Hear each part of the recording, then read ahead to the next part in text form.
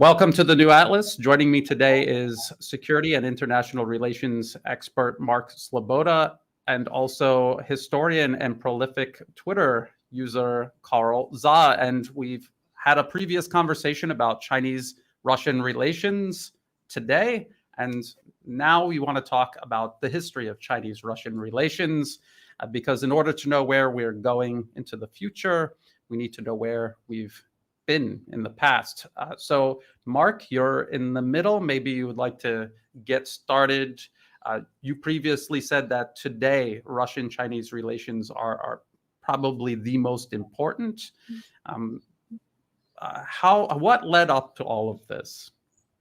Yeah, so I think that throughout both countries' history, there has been a focus away from each other. Like Russia and China have one of the largest shared borders in the world. It's not the largest, but it's in like the top five, maybe six. It's some 4,200 kilometers, nearly 3,000 miles, but a lot of that is kind of the outback, the wilderness territory for both countries. So there has been a lot less contact along that border than they have with other countries in the other geographic directions. Whereas Russia's history has always been more focused towards Europe, and I think China's history has always been more focused maritime towards the Pacific. So they've actually had not as much focus on each other as they have had, or certainly that they do today. And even said today, Russia's, I guess part of the deal is to hold China's back and deal with Europe, and China the other way around, to hold Russia's back and deal with the U.S. So that holds through. I think the history of Russian-Chinese relations, the first phase is two expansionist empires. One of them, and when they met, Russia was on the rise and China was entering a period of stagnation and foreign interference, of which Russia participated in that. Maybe to a lesser degree than some of the others, but because it was camped out in China's backyard, it actually, stole a lot of land from China historically in what is, godforsaken wilderness for the most part. But, countries, empires don't think that way. They think in terms of territory.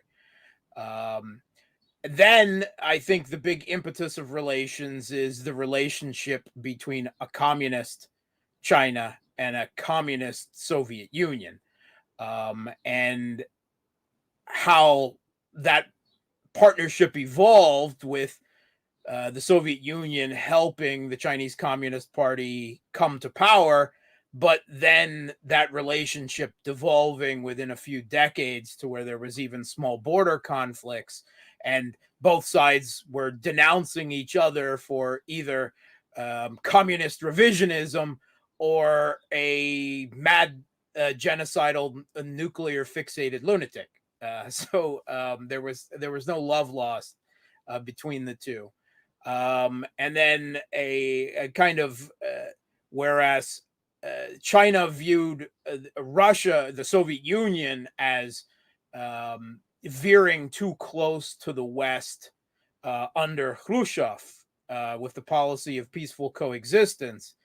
It was when Deng Xiaoping then came to power in China, it was the opposite. And it was China leaning to the West and the Soviet Union falling apart, that was kind of left behind as its economy started to stagnate, and more importantly, its political elite in power lost the faith, as it were, and it was a revolution not from the bottom up, but from the top down, that dissolved the Soviet Union under terms very unfortunate geopolitically.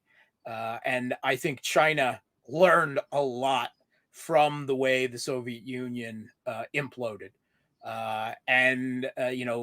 Since the Soviet Union imploded, it has just been a steady climb up to the high point where we are now, where Chinese-Russian relations have never been better. And there's no sign of any deterioration that I can see anywhere near in the future, because they are so complementary, and they realize, both countries' leaderships realize, and I think it's not just the leaders, not just Putin and Xi, who have a very good personal relationship, it's my understanding, but it's also, I think, both broad countries' political elite realize how much they need each other now more than ever. Okay, that's a very good overview, Carl. Maybe add on to that, give kind of an overview of where things have gone in the past and leading up until now. Yeah, thanks, Mark, for that very good outline. I'm gonna go bring the history way back, because last time I wanted to talk about the present, because I think that's what people are most interested in. We need to tell people, what situation is in 2023. We're not living in the past. We're not living in the days of Sino-Soviet split anymore. But if you listen to the Western pundits, you would still think it now is 1971. So we brought everybody up to date. Now we have to go way back in the past to bring a historical perspective, because during the last show I said today the Sino-Russian relationship is at its most stable ever, and we really have to go through history to bring out the contrast. And I would go as far back to the Mongol Empire, because China and Russia history is really intertwined, since 800 years ago, when both were conquered by the Mongols. When Genghis Khan's army first sacked northern China, they took the important city of Beijing, and that's where the Mongols have learned how to besiege large fortified cities, how to bring down the fortification. And that's when they employed a large number of Chinese engineers who constructed siege engines and catapults. And so when Genghis Khan's son sent another expedition out west, when they encountered the Kievan Rus, different principalities, they brought with them Chinese engineers who constructed siege engine and catapults for them, and very quickly brought down the walls of Kiev and many other cities. And they also spread. So the Mongols themselves, they acted as an agent of transmission of culture and technology. One of the very important technologies they brought from the east to the west is gunpowder and guns. China is one of the first nation in the world that had a real gunpowder weapons. Guns have already, prototype of guns already existed in China pre-Mongol conquest, and the Mongols very quickly realized the utility of these gunpowder weapons. They brought them in their conquest throughout Eurasia, and gunpowder and guns were introduced to the West.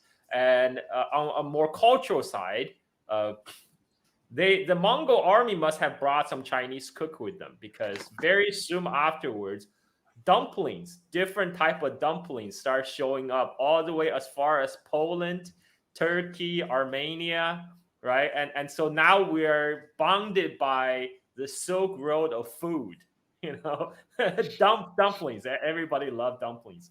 And another thing that the Mongols brought to Russia is state institutions. The Mongols being empire builders, they very quickly learned the conquered people. For example, Chinese had a centralized bureaucracy for a long time, and the Mongols had this. They introduced a postal system to Russia. China had the postal system for thousands of years, and Mongols quickly adopted. The Mongol Empire had this Pony Express where they do relays. They have different relay stations to deliver a message. So they brought that postal system to Russia. And then when Mongol Empire itself was weakened by Mongol Civil War, that allowed Russia to break free and be independent. But the Russia has already been transformed through its interaction with the Mongol Empire, because the Russia that emerged out of the shadow of the Mongol Empire is no longer the Kievan Rus entity that was founded by the Vikings, right, from the Scandinavia. Now it's a Eurasian political entity that understands how politics and diplomacy were conducted among the nomadic steppe people of Inner Asia. They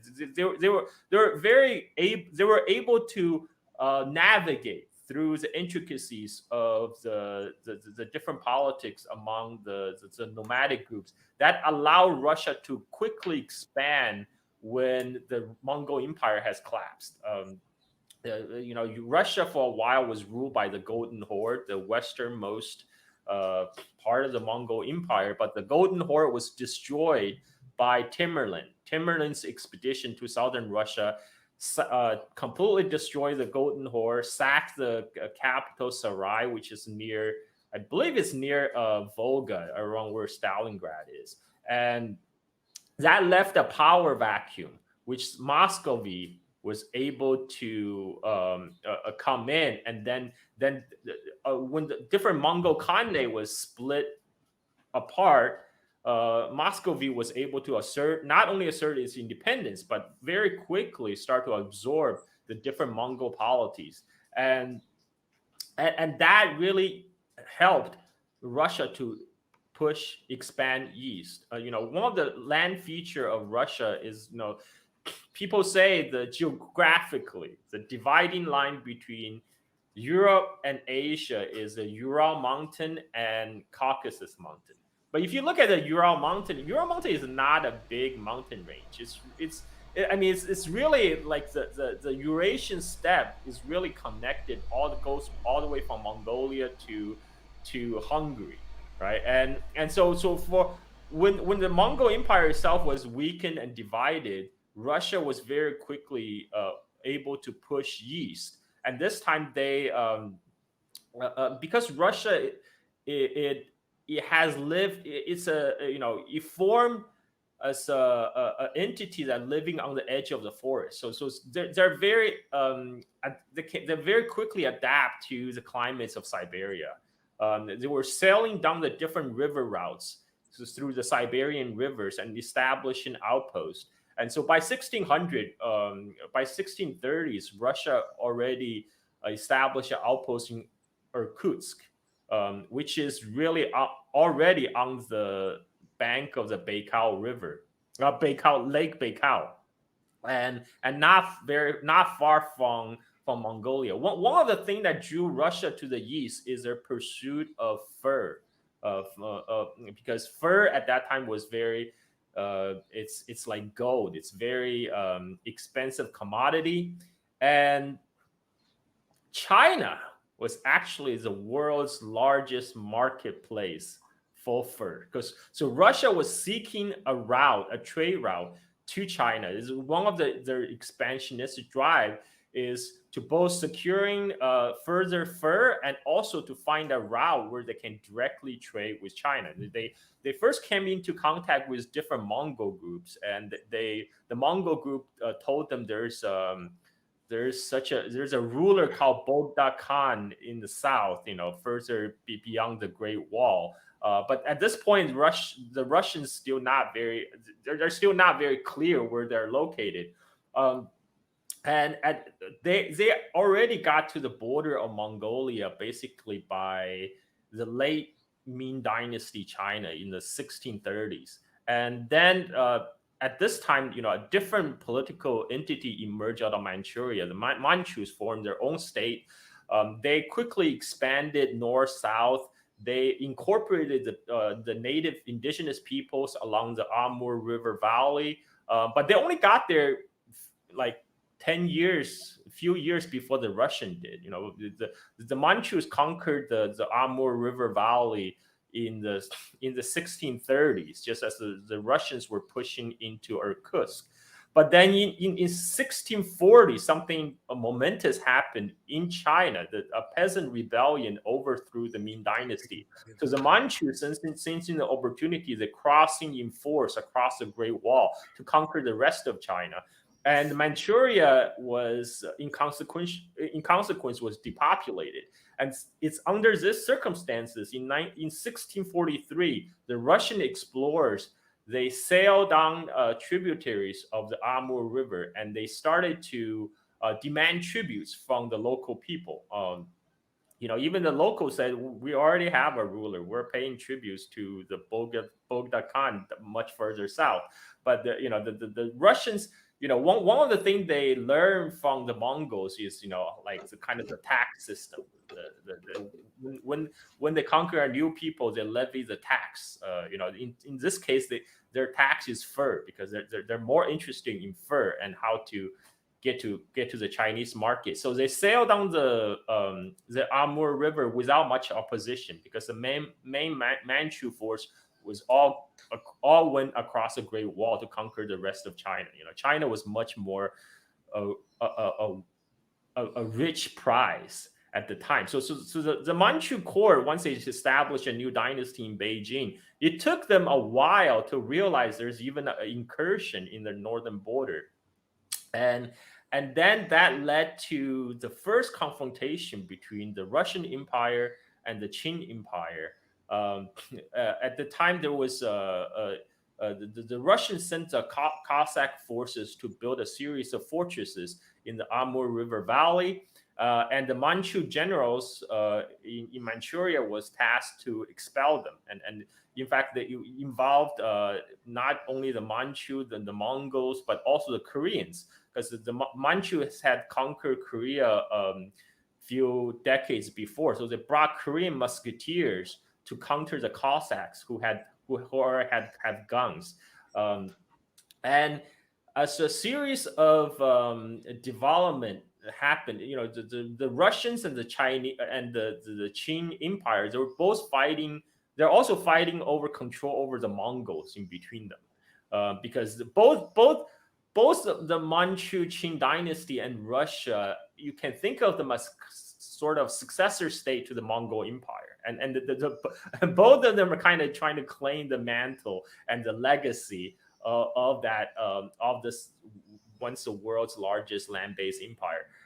And the Manchus conquered the Inner Mongolia before they even conquered China.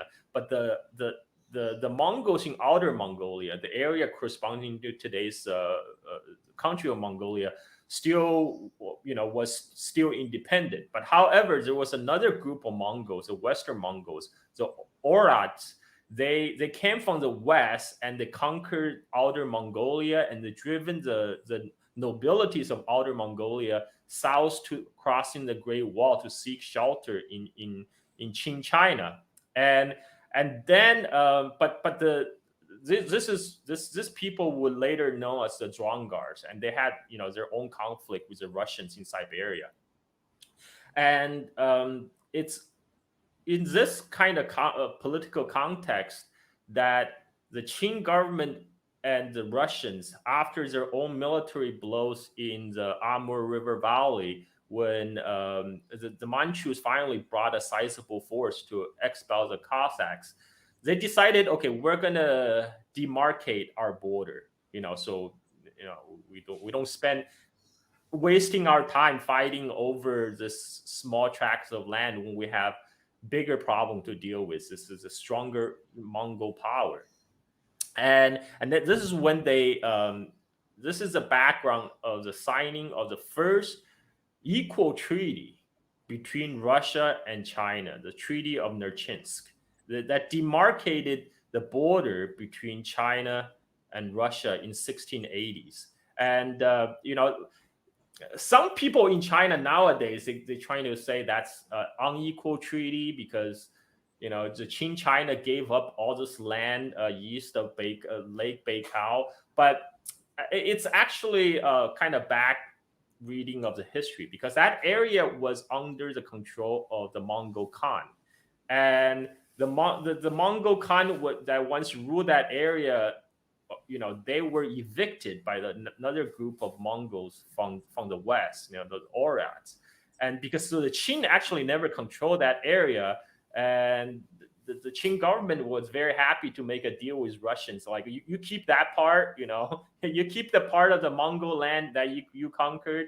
We will keep you just make sure you don't cross the river, like don't come to our territory, and so the Treaty of Narchinsk is significant because previously China never recognized other powers as equal, especially a European power. Before China never, in dealing of China has its own world system where China has its own tributary system where China is the center of the world, and the other states that come into relations with China are some sort of tributary with China. But the result of the Sino-Russian border conflict in the 1600s is when the Qing China realized Russia is actually quite formidable military power, and he did not wish to engage in a protracted war in its northern frontier. And when the two sides finally sat down and signed the Treaty of Nerchinsk, it was mutually satisfactory. Russia had to vacate a lot of the territory that the Cossacks recently settled, and the Qing got the promise from the Russians that there would be no further incursions. And what's more important for the Russian side is that they got the promise from the Qing government that new trade route will be opened up, and they set up the border post. Once the Qing finally defeated the Mongol group, the Oirats, and incorporated outer Mongolia, they set up a border post between the Mongol-Russian border at the city of Kyata, and that's where the Sino Russian trade will be conducted. For the Russians, Russians already acquired taste for tea. Imports a lot of tea annually from China. On the other hand, China imports a lot of fur from Russia because Russia now is in possession of most of Siberia, and in a twist of history, before wearing fur is considered barbaric in China because only the nomadic people wears fur. But because the nomadic Manchus conquered all of China, and suddenly, wearing fur became fashionable, and China became the world's largest market for fur, and that became one of the main source of trade for Russia. Russia would export fur to China, and in return, Russia will import tea and silk and porcelain from China, and this trade remained very important in the bilateral relationship. In fact, there was even Russia was one of the first European power to establish their embassy, a diplomatic presence in Beijing. British back then wasn't even allowed to go to Beijing, and they were only allowed to stay in their little enclave in Guangzhou, in Canton. That was only city that was open for trading with the Western Europeans like British and the Dutch. And Russia is one of the few, I think might be one of the only European nations that was allowed to send its diplomatic mission to Beijing, because the two sides now have an understanding they're both equal powers, and they wish to engage in more profitable ventures of trade. Then the time will change. 200 years, fast forward almost 200 years later, to the Second Opium War, when Britain and France, in order to force the Qing government to legalize opium, they launched the Second Opium War in the 1860s. And during that time, when the joint Anglo-French forces sacked Beijing and burned down the Summer Palace, Russia took that opportunity to expand. They first forced they sailed down the Amur River and forced the governor of Heilongjiang to sign away the land north of Amur River. And then they offered themselves as intermediaries to mediate peace between British, France, and China. And as payment, they demanded not only the land north of Amur River, but also the land east of Ussuri River. So as a result of 1860, the Second Opium War, Russia actually became one of the largest beneficiary without firing a shot. Russia did not even send the army to China, but they finessed this large chunk of territory from China in 1860s.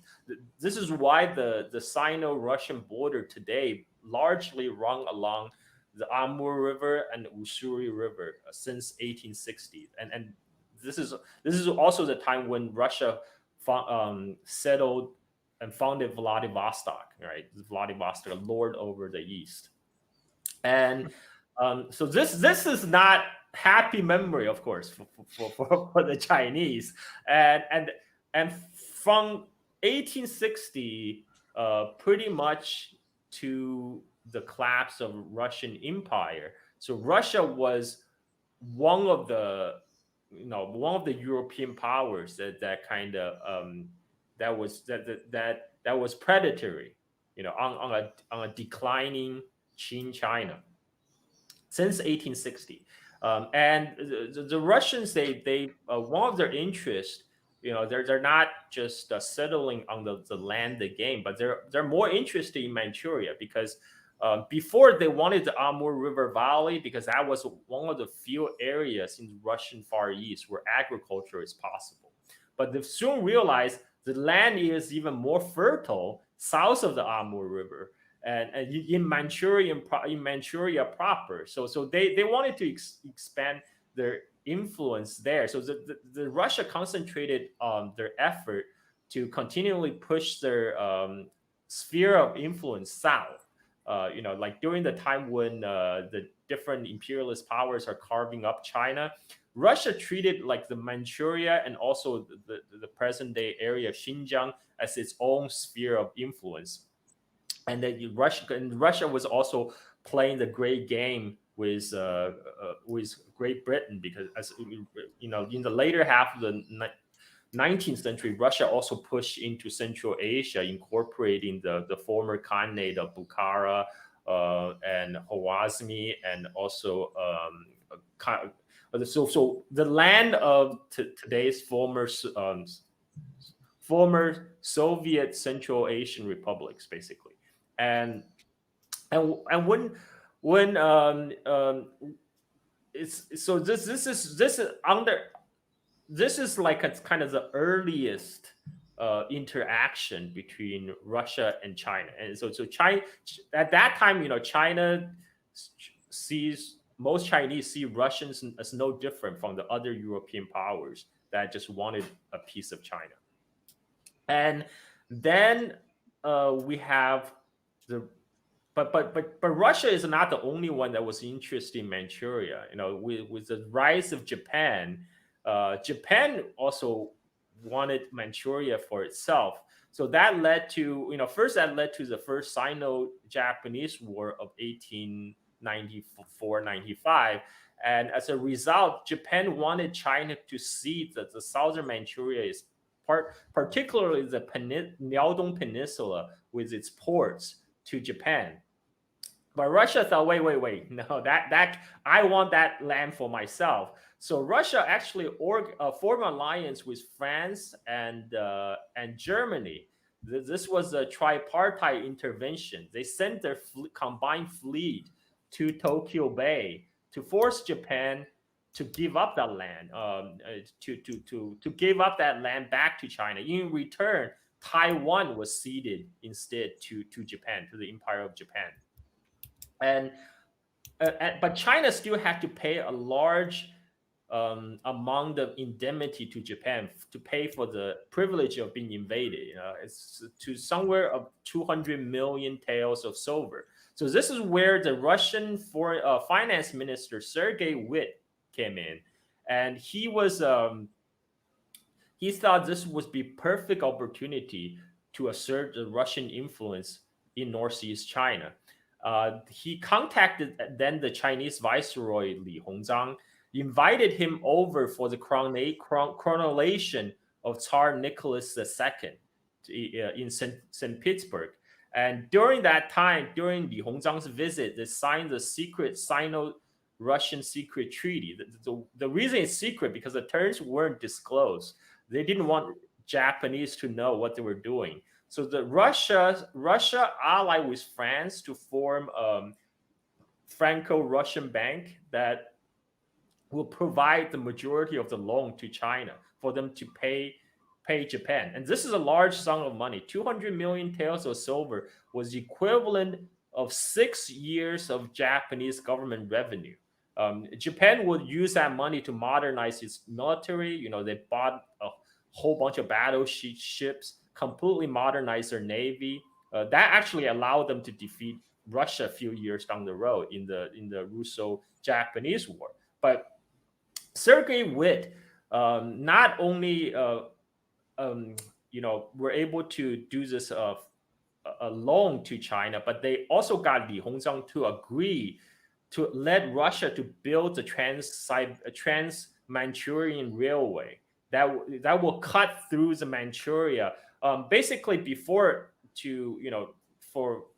Vladivostok is very, very far from Moscow, right? So railway even today is one of the major links linking Far East Russia and the European Russia. But with Manchurian in the way, they wanted to build a railroad cutting across the entirety of Manchuria, considerably shorten the trip. Of course, with Russia holding a controlling interest of this railroad. So Russia would provide the loans, but in return, Russia would have the operating rights of the railroad. And in addition to the operating rights, they're entitled to 2 kilometers of land, or 2 to 10 kilometers of land on the either side of the railroad, which is a nice chunk of real estate. And Russia would be allowed to station troops along this railroad to protect its property. So Russia was really getting serious about carving its sphere of influence. And in the 1898, when the different imperialist powers scrambling for a piece of China, that's when Russia moved in. They forced Qin to lease Port Arthur to Russia, because Russia always seek a warm water port. Vladivostok is nice, but it froze over in the winter, right? They want a port that does not freeze. So the ideal port they settle down is Port Arthur on the very tip of Liaodong Peninsula, the peninsula that Russia forced Japan to give back to China in return for China give Japan more money to get it back. And now Russia signed a 99-year lease on the lease of Port Arthur. So in 1898. So if that lease were allowed to run its course, that would mean Port Arthur would return to China in 1997, the same time when Hong Kong was returned to China, because that's the same time the British signed the lease of new territory in Hong Kong for the 99-year lease. And Japan was completely not happy with that development. They thought they had Manchuria in the back and Korea in the back, and suddenly Russia comes in to assert itself, and this would lead to the Russo-Japanese War in the 1905. And this war on land is mostly fought in China, on Chinese soil, in Manchuria, in Port Arthur. The most famous is naval battle, of course, fought in the Battle of Tsushima. But the land war actually involved hundreds of thousands of people. Because in 1900, when the Boxer Rebellion, the so-called Boxer Rebellion, broke out in China, Tsarist Russia took the opportunity to send over 100,000 troops to Manchuria on the newly built railway, and on the pretext of evicting Boxers. But afterwards, the Russians refused to leave. So Russia had de facto control of the entire Manchuria after 1900s, and Japan find that unacceptable. And that's why they launched the Russo-Japanese War in 1905. And the Qing government was so weak, there's nothing it can do. It just basically it was observer of this war that happened on its own territory. And then, as we know, that the two Russian fleet were destroyed, and the Trans-Siberian and Trans-Manchurian Railway was only completed during the very end of the phase of Russo-Japanese War. So it didn't, it wasn't completely fast enough to change the course of war, but in the end, it did force Japan to a peace negotiation, because Japan realized now with the railroad in place, Russia could very quickly bring a large number of armies from Europe. And that led to, the U.S. intervention. U.S. Teddy Roosevelt, I think he won a Nobel Prize for this or something. He basically said, okay, Russia, Japan, you guys can agree to stop fighting. Russia will give up all the southern Manchuria to Japan. Russia retained the control of northern Manchurian Railway, but the southern Manchurian Railway went to Japan. And in return, Russia doesn't have to pay any war indemnity to Japan. And so Japan was very bitter about this, because they were expecting to get paid for winning, like their victory over China. They got paid a large sum of money for winning over China. They were expecting the same when they defeated Russia. And so they felt very bitter. They thought the U.S. kind of robbed them of their victory, of their glory. That grudge will be carried over to 1941, Pearl Harbor, a different war. But Russia, by the end of Russo-Japanese War, they still retain the control of much of northern Manchuria. So today, if you travel to, say, a place like Harbin, you will see a lot of Russian architecture. There's a Russian Orthodox Church, St. Sophia, in the center of Harbin. A lot of the architecture of Harbin, you will see a lot of Russian influence, because Harbin was a railroad town. When they built the Trans-Manchurian, Harbin was a railroad junction, and a lot of Russians also settled there, both as the settlers and the employees of the China Eastern Railway Company, which is supposedly a joint stock holding company, but it was mostly controlled by the Russians. And so like you said earlier, at this time, Russia was no different from other European colonial power in China. And they also, it's because of the British was afraid that Russia would come in through Xinjiang, would expand its influence through Xinjiang to Tibet, and through a back door, threaten India, because India is a crown on the British, is a crown of the British Empire. Britain, or like the Gollum in the Lord of the Rings, India, it's precious. It's precious, and you must protect the precious at all costs. And that actually led to the British invasion of Tibet in 1904, because they were afraid that Russia would come in through the north, because Russian influence were expanding, not only in Mongolia and Manchuria, but also in Xinjiang as well. And so this is just part of the great game, the carving up of China into a different sphere of influence. And then World War I hits, and then there was a severe shortage of labor on the European front, both in Russia and the Western theater. And the Allied forces want China to join the war against Germany. But China is like, what's in it for me? Why are we fighting this European war? So United States step in and say, hey, if you join the war on the side of the Allies, we'll let you have the German colony of Qingdao, which was a port city that Germany took from China in the Shandong province. They said, well, you can't have that German Chinese colony back if you join the war against Germany. And so that got the China to join on the force of allies, and they mostly wanted cheap Chinese labor. 200,000 Chinese labor force were sent to the Western Front, to the fronts of Belgium and France, to work in the factories, clean up trenches, to haul back bodies. Very dangerous jobs. But very few people knew equal amount of Chinese labor, from 200,000 to 250,000 Chinese labor went to Russia to work in the Russian factories. In fact, the labor force, because the Allies, Allied force were blocked from by Ottoman Empire entrance in the war. They couldn't go through Dardanelles into Black Sea, so they had to find an alternative source to supply Russia. So they decide the only ports open was the ports of Murmansk in the Arctic.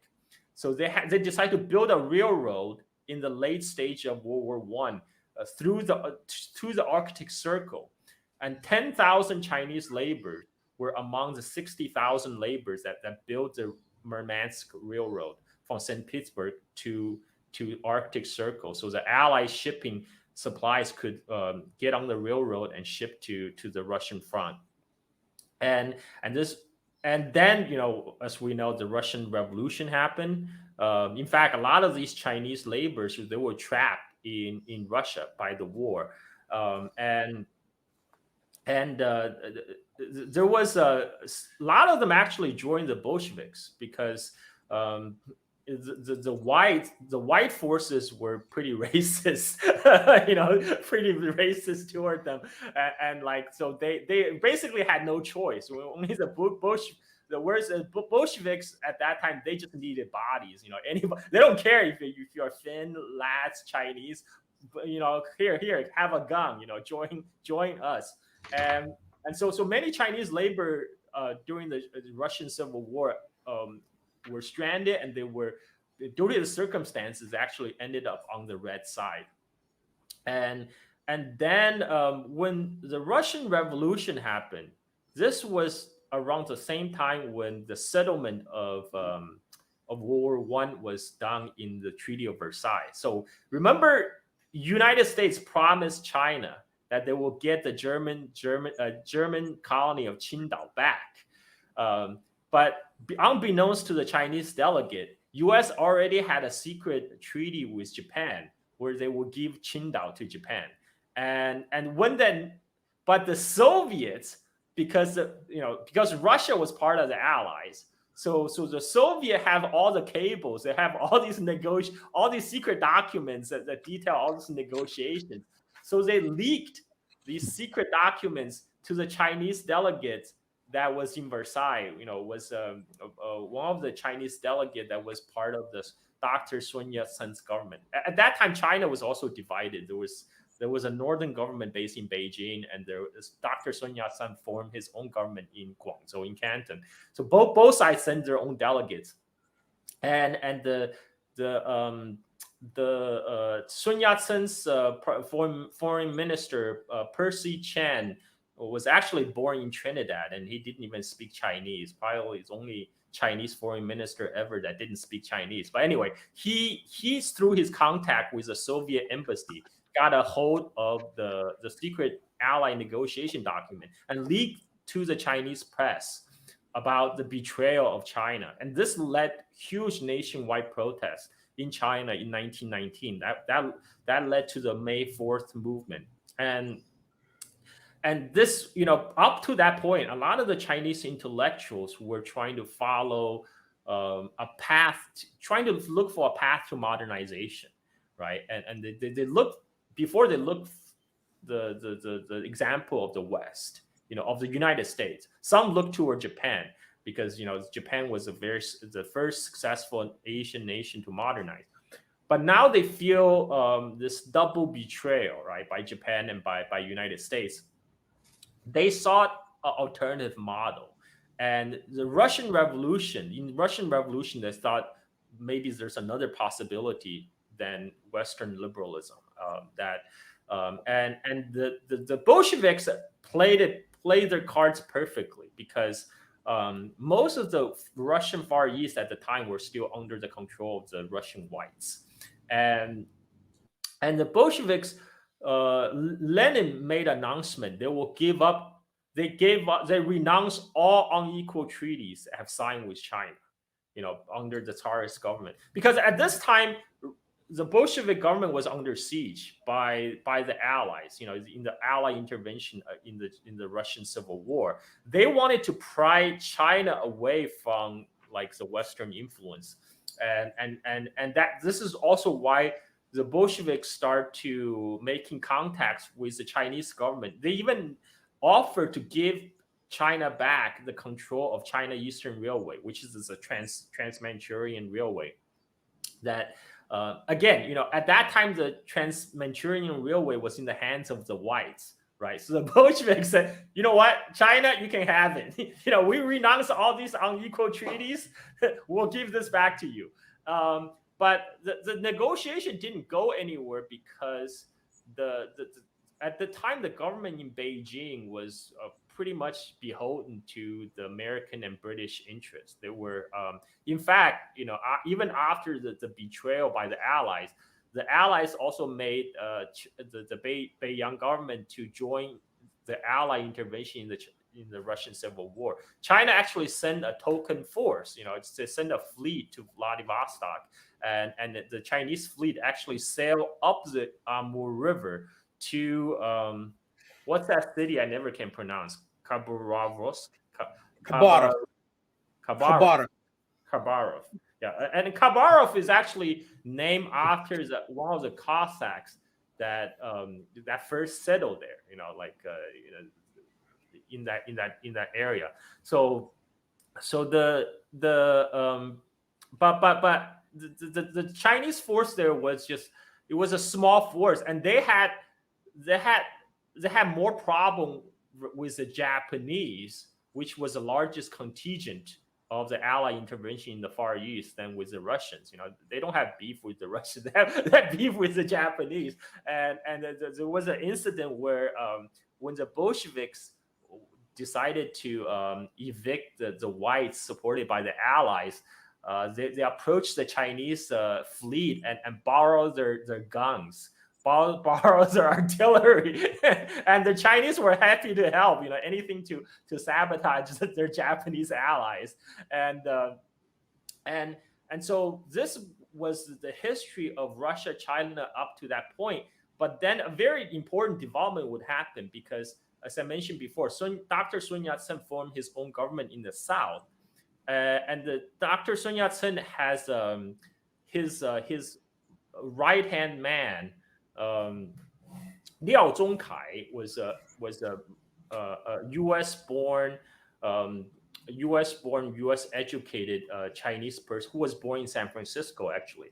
But he was a leftist, and he was very interested in the Soviet overture, and this, Soviet made basically they found the Sun Yat-sen government in the South much more receptive than the Beijing government in the North.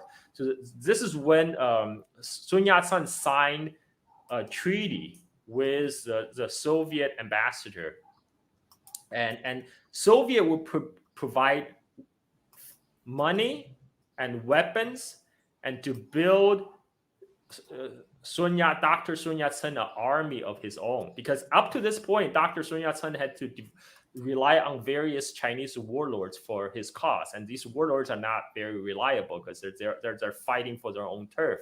And the Soviet advisor told Sun Yat-sen, look, the problem is you need your own army, you need a KMT army, and they suggested to build a military academy. This became the famous Wangpa Military Academy, to train a generation of cadets that would be loyal to the KMT and loyal to Sun Yat-sen. And the price for the Soviet founding of Dr. Sun Yat-sen is that KMT must allow the participation by the Chinese communists. The Communist Party of China must allow to participate. And at this time, the Chinese Communist Party was just founded. It was, like I said, in 1919, that's when a lot of the Chinese youth were starting to learn about Marxism and and explore as a separate model. And in 1920, a different communist cells start to spread. So by 1921, a commie intern agent went to Shanghai, and that's where the hosted a group of young Chinese delegates who had the first national congress of the Communist Party of China in the French concession in Shanghai. Because again, as I talk about on the episode on the century of humiliation, on these European concessions, the Chinese law does not apply. So the Beijing government cannot send the army in there to arrest them. And even so, they bought off some of those French police, tried to crack them down, and so they had to flee to a tourist boat and to continue the meeting. So this is the first instance of the Soviet brokered alliance between the Chinese Communist Party and the KMT. And the fruition is the Wangpao Military Academy, where Sun Yat-sen's right-hand man, Chiang Kai-shek, would serve as its principal, but its political director is a communist by the name of Zhou Enlai. And so the communists had, very successfully infiltrated all ranks of the KMT. At the time, you can be both communist and KMT. Then even after the Dr. Sun Yat-sen has passed away in 1925, Soviet Union financed, provided more weapons and more arms to finance a northern expedition from Guangzhou, China, to evict all the other warlords that was supported by British and American. And so at that time, United States was actually very hostile to the KMT project, because they were very happy with the government in Beijing, who are basically their proxies. There's a 1960 U.S. movie called The Sand Pebbles, is with this background of Northern Expedition about a U.S. Navy gunboat San Pablo patrolling the Yangtze River. And at the time, there's a lot of anti-foreign sentiment, because the Northern Expeditionary Force were marching north, with the Soviet support, to clear away all the warlords supported by the British and the Americans. And of course, by the time the Northern Expedition was looking to be a success, when Zhou Enlai led workers' uprising in Shanghai, and evicted the warlord forces. At that time, the Chiang Kai-shek was, he felt the communists was getting too much power inside the KMT.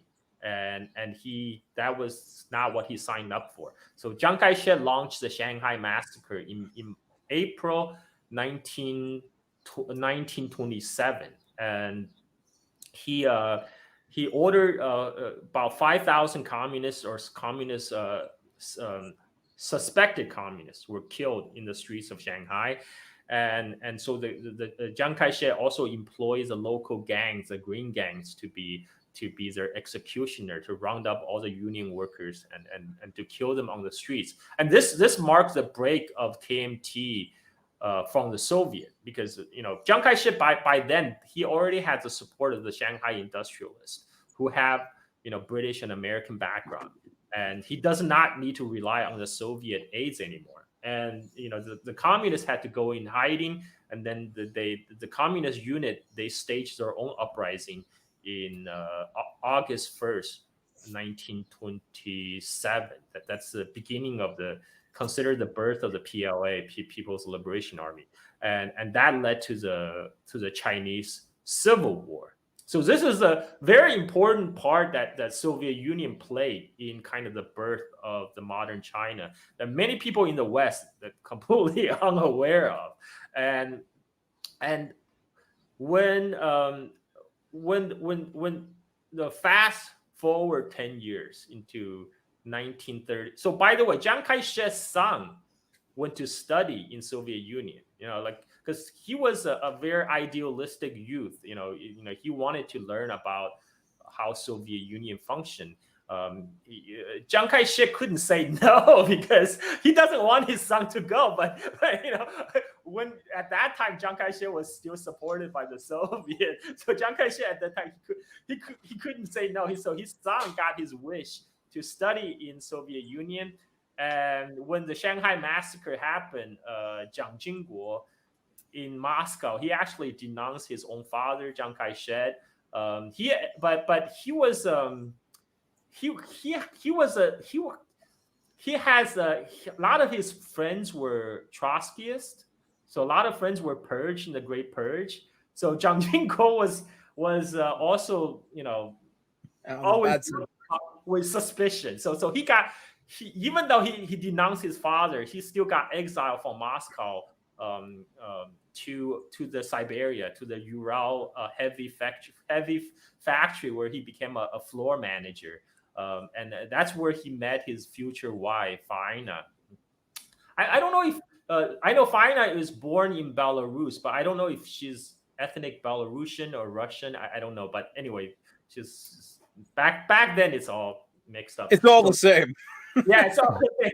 Back then it's all the same because the thing is, during the Russian Civil War, a lot of people actually escape across the border from Russia into China, and everybody, they were just called Russians, regardless of their ethnic origin. Because I remember watching a documentary about this fourth generation ethnic Russians in Northeast China. He was describing his great grandmother running across the border during the Russian Civil War with his toddler grandfather, and then he now refer himself as Russian, but then they show a document, a Chinese document of when his great grandmother made cross the border. It says very clearly Ukrainian, on the nationality it says Ukrainian, but for the Chinese, they're all Russians. They're all Russians.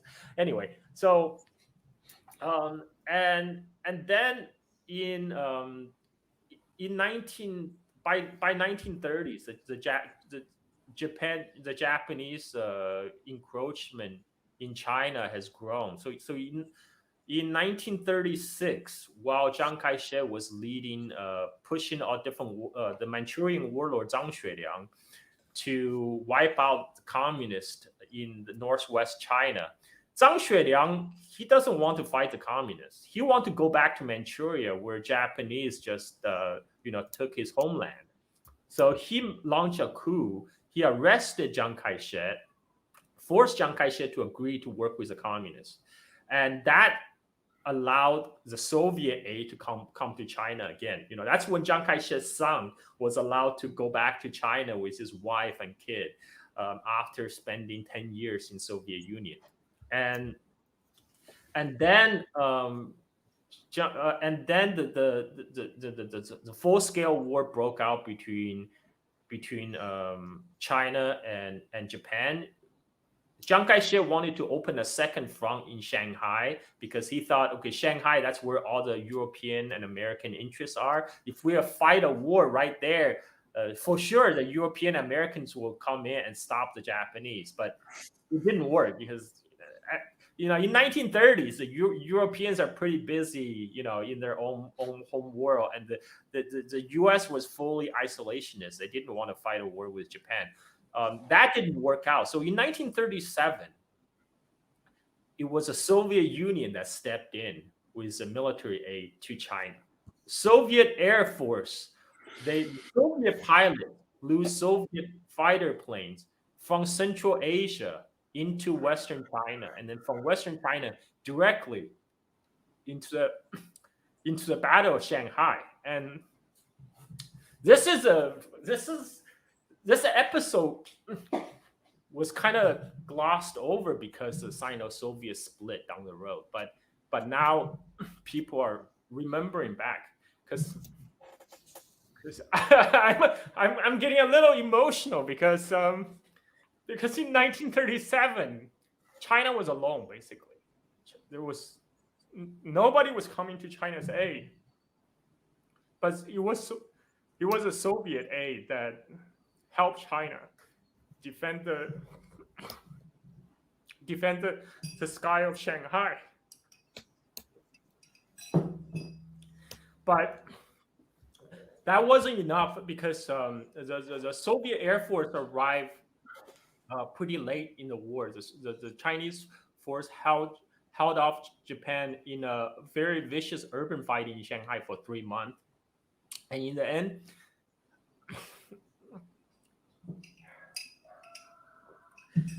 end, but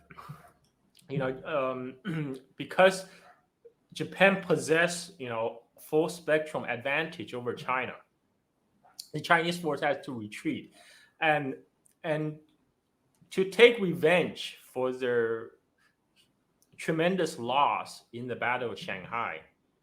That's when Japan finally captured the Chinese capital, Nanjing. They committed the Nanjing massacre. That was a retaliation for the Japanese loss in the early part of the war. And so from 1937 up to Operation Barbarossa, to the German invasion of Soviet Union, it was Soviet Union that was supporting China, providing China with fighter planes, with artillery, with a different military support. At that time, United States still had a full-on trade relationship with, U.S. had more trade going on at that time with the Empire of Japan, and like it felt it was not in the U.S. interest to jeopardize that. So Japan was not self-sufficient in steel and oil. They had to import their oil from U.S. and they import scrap steel from U.S. to make the bombs and the tanks and the planes. And it was the situation only changed in 1941 because Soviet Union itself was under attack. And after Pearl Harbor, when U.S. was brought into the war, then that's when the U.S. aid started to flow into China. So this is kind of the different trajectories of China, Russia, Soviet relationship until the end of the war, until the Japanese surrender. And but the KMT, Japan actually their supply line was getting cut by the Americans in the Pacific War. A lot of the Japanese shipping were sunk in South China Sea in the Pacific. So Japan did a last push in 1945. They tried to link up the railway over land. They launched the Operation Ichigo to capture all the American air bases in China that U.S. Air Force were using to bomb mainland Japan.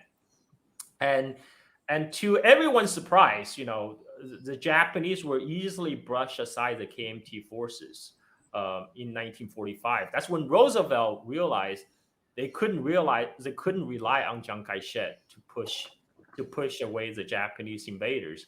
And they approached Stalin in the Yalta Conference. They wanted Soviet Union to join the war against Japan. And the Soviets' prize for joining the war is China recognizing the independence of Outer Mongolia. Because up to that point, Mongolia officially is still part of the Chinese territory, but it was kind of a Soviet satellite state since 1920s. When during the Russian Civil War, the white forces first expelled the Chinese garrison in Outer Mongolia, and then the red forces come in and then took over Mongolia. And and also that KMT government will recognize special Soviet privileges in Manchuria, including the ownership of the China Eastern Railway, the Trans-Manchurian Railway. Oh, by the way, Chinese labor also built the Trans-Siberian Railway. That's something people don't realize. The transcontinental railway on both sides of the Pacific, both in Siberia and also in American West and also Canadian West, are mostly built with the Chinese labor. And they're building high speed rail across the world today too. Yeah. And so in 1945, Chiang Kai-shek signed right in August 1945, Chiang Kai-shek signed the Sino-Soviet Friendship Treaty, basically recognizing the special Soviet privilege in Manchuria, agreed to lease Port Arthur back to Soviet Union, after Russia lost it in the Russo-Japanese War of 1905, after 40 years. And so that led to the August Storm in 1945, when a million Soviet Red Army across the border, and they crushed the Japanese Kwangtung Army and occupied most of the Manchuria within 3 months. It was actually a pretty remarkable, less than 3 months. Within 1 month time, the Soviet tank were on the outskirts of Beijing. And this is also, that give you people, this is why Chinese were very anxious after the Sino-Soviet split during the 1970s, because they remember in 1945, it only took 30 days for the Soviet tanks to roll across the Mongolian border to the outskirts of Beijing. The Soviet were already on the Great Wall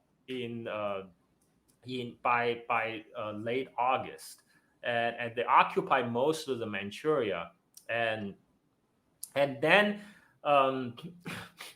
the deal was, so after the independence of Mongolia, Soviet Union pledged they would respect the territorial integrity of China, because in 1944, the Soviet has supported the Uyghur and Kazakh communists in the 3 northern districts of Xinjiang to form the Second East Turkestan Republic. But as a result of the Soviet-Chinese negotiation, they took away, the communist government in the northern Xinjiang. They agreed to take away the title East Turkestan, and they called themselves a 3-district government.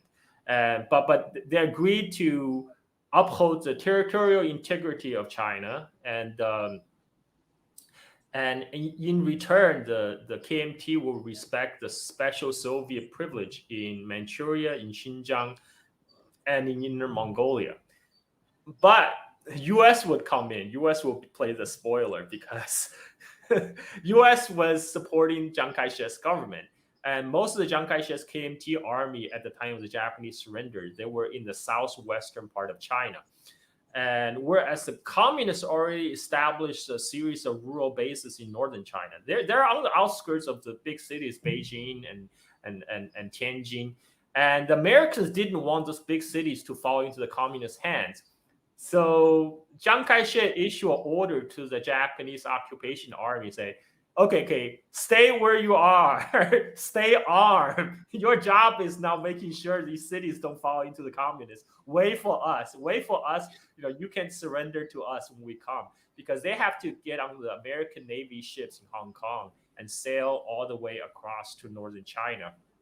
And that's when the Chinese Civil War really broke out, because the communists were trying to block the railroads to prevent the KMT troops to shipping north.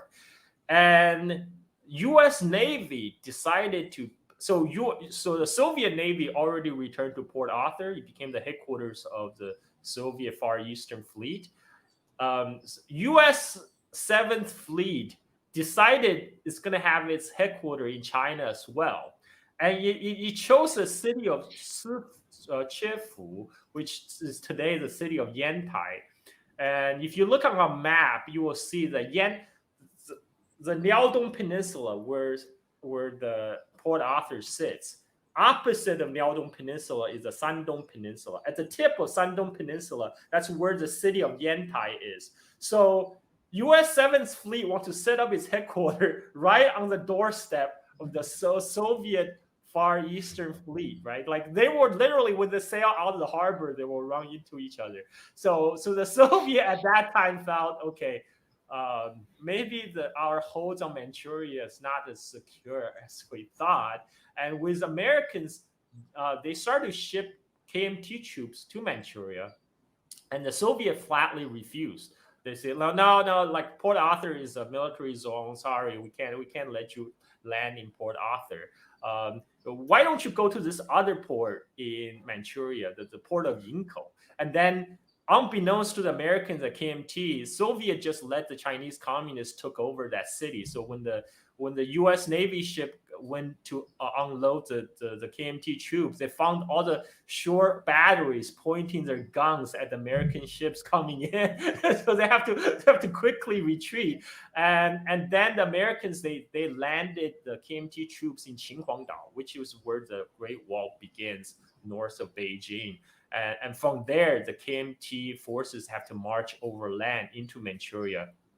And before the KMT forces went to Manchuria, the communists already sent 100,000 troops into Manchuria. And because their relationship with the Soviets, they already took control a lot of because the Soviets were interested in the Navy base. They were interested in Port Arthur. They don't actually want to run a Chinese city. So they left the Chinese city administration to the communists. And then the KMT went to U.S. to pressure Soviet withdrew. So at that time, the Soviet was feeling that its hold on Manchuria was threatened. U.S. would come in with KMT as its proxy. Their attitudes start to shift toward the communists. Whereas before they're trying to honor their treaty with Chiang Kai-shek. By now, they told the communists, you see all these Japanese arsenals of the former Japanese Imperial Army, go help yourself. That's when the 100,000 communist troops that went into Manchuria quickly got armed. And when the Soviet withdrew from Manchuria, they will notify the communists in advance. They're like, okay, we are withdrawing on this date. Make sure you control all the ports, all the railroads before we leave. And so the communists then took the opportunity to, they attempted to take over the entire Manchuria, because Japan, they pour a lot of investment into Manchuria. This is the first big overland colony. They're trying to build. They actually imported a lot of Japanese settlers into Manchuria. So by 1945, 90% of Chinese industrial output is in Manchuria. Like the rest of China is basically rural and agrarian, whereas Manchuria was already industrialized. So whoever controls Manchuria would control China. Both KMT and communists realize this.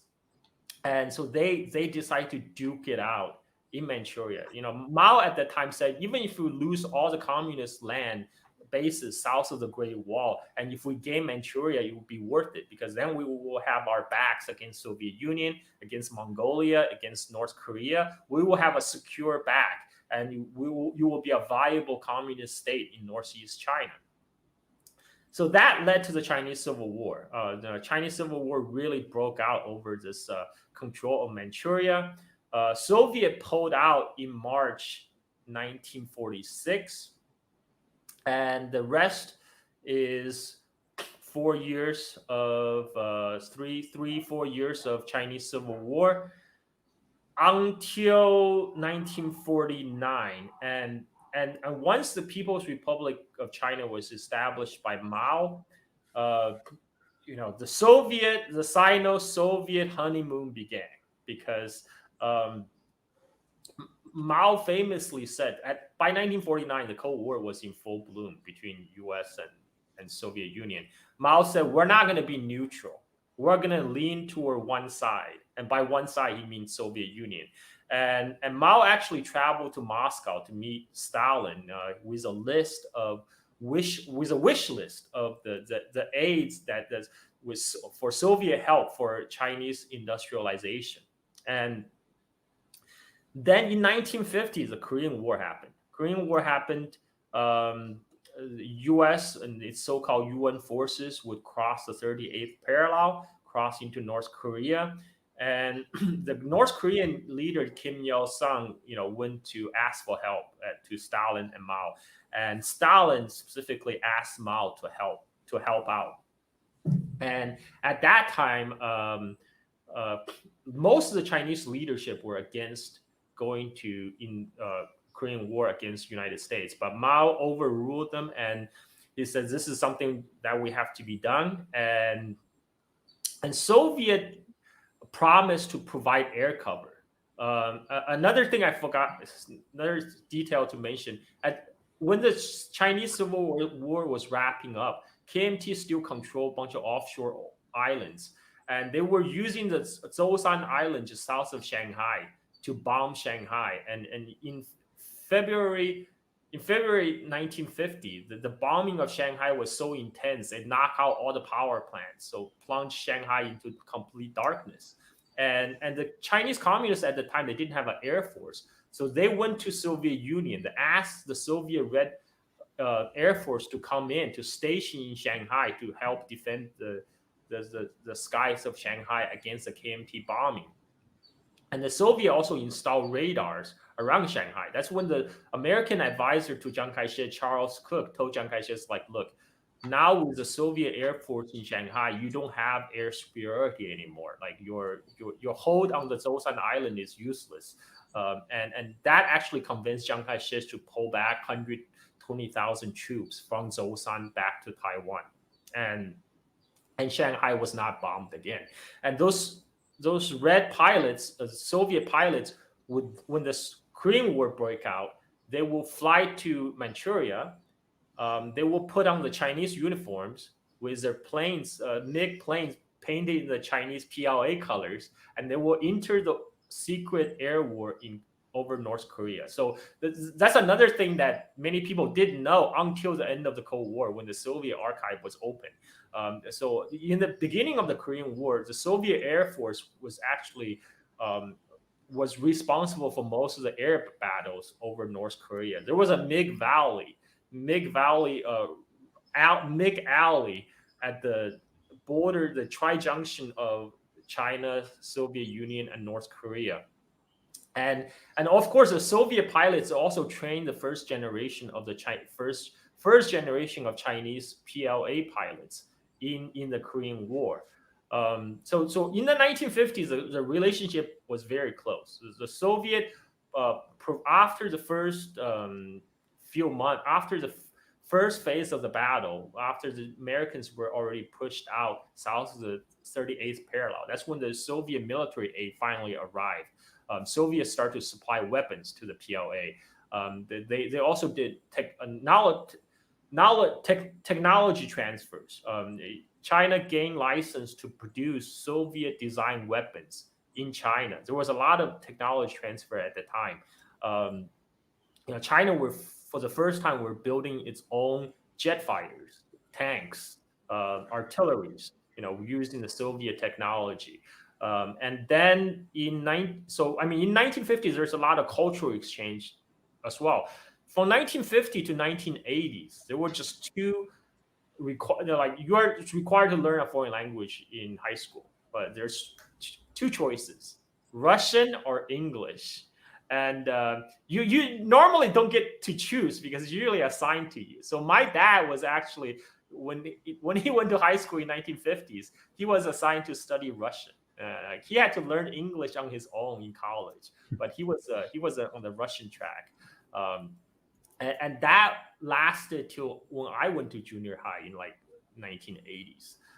I remember still, by 1980s, a lot of parents want their kids to learn English. I remember they will bribe the teachers to make sure their kids get to assign to the English track instead. But in 1950s, that's when the former Chinese president Jiang Zemin would go to Russia to intern he was an engineer, right? So he went to Russia to learn how to build automobiles. Soviet Union helped China to set up its first automobile factory in Manchuria. he also Soviet engineers also helped China to design and build the first bridge over the Yangtze River at Wuhan.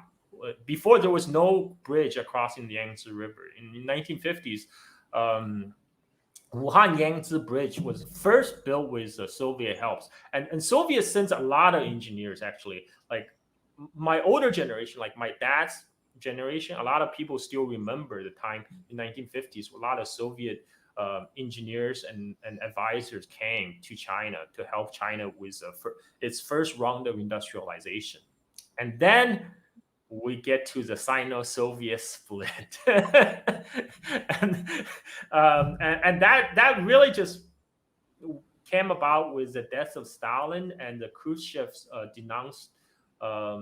denouncement of Stalin. So Mao didn't really like that because he felt that was a blow to the solidarity of the international communist movement. Because up to that point, the international communist movement still looked towards Stalin as a great figure who led Soviet Union through the Great Patriotic War. And when it was at the time, it was a big shock through the communist world when Khrushchev denounced Stalin. But most importantly, Mao didn't respect Khrushchev because Mao may not like Stalin, because when Mao went to Moscow, Stalin actually, dicked him around for like a couple of weeks. Like like Mao was staying in a hotel for for a week before he get to meet Stalin. But still Stalin at the time was a great figure, so Mao may not like Stalin, but he respected Stalin. Mao did not respect Khrushchev. He thought, who is this buffoon who wants to assume the mantle of the leadership of the world communist movement, right? And Mao definitely did not want to play second fiddle to Khrushchev. It's like, I'm not gonna subordinate myself to this fool. And another reason is because Khrushchev wanted to reach détente with the West. Whereas in the 1950s, the tension was still very high across the Taiwan Strait, especially in the aftermath of the Korean War. China went into Korean War on behest of Soviet Union, and now they want to focus on liberation of Taiwan. But Khrushchev's like, oh, wait a minute, let's have peace. And Mao's like, what? What about national liberation? So there was that disagreement because Mao feels Khrushchev is capitulating, and he felt like that was not realistic.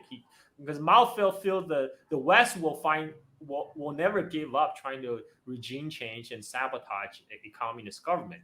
And Khrushchev is on a fool's errand trying to reach peaceful coexistence.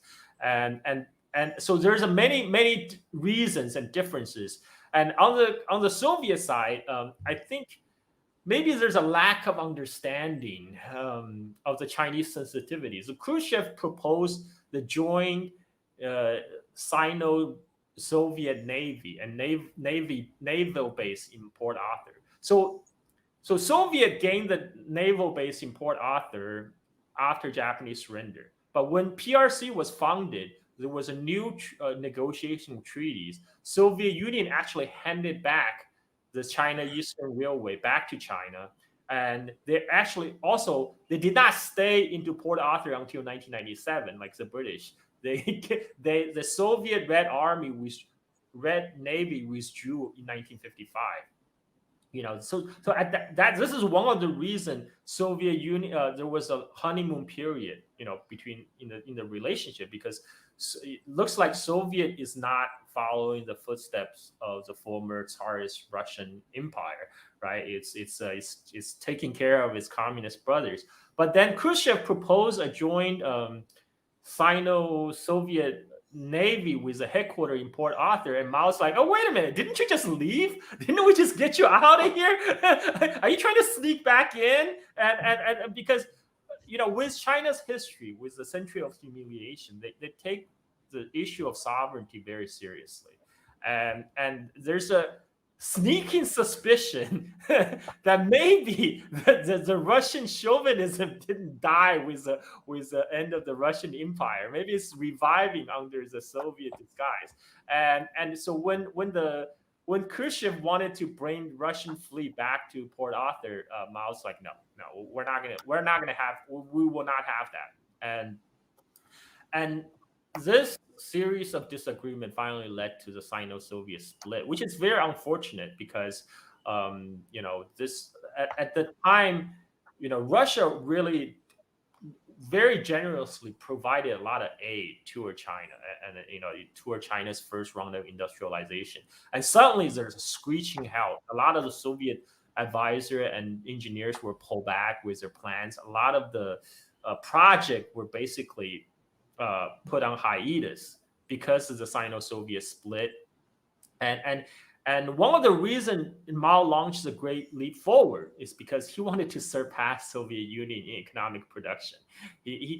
But he wanted to speed it up. That's why Great Leap Forward. He wanted to, because he felt like, okay, the only reason Khrushchev gets to call the shots is because he's a leader of Soviet Union, one of the most powerful communist country.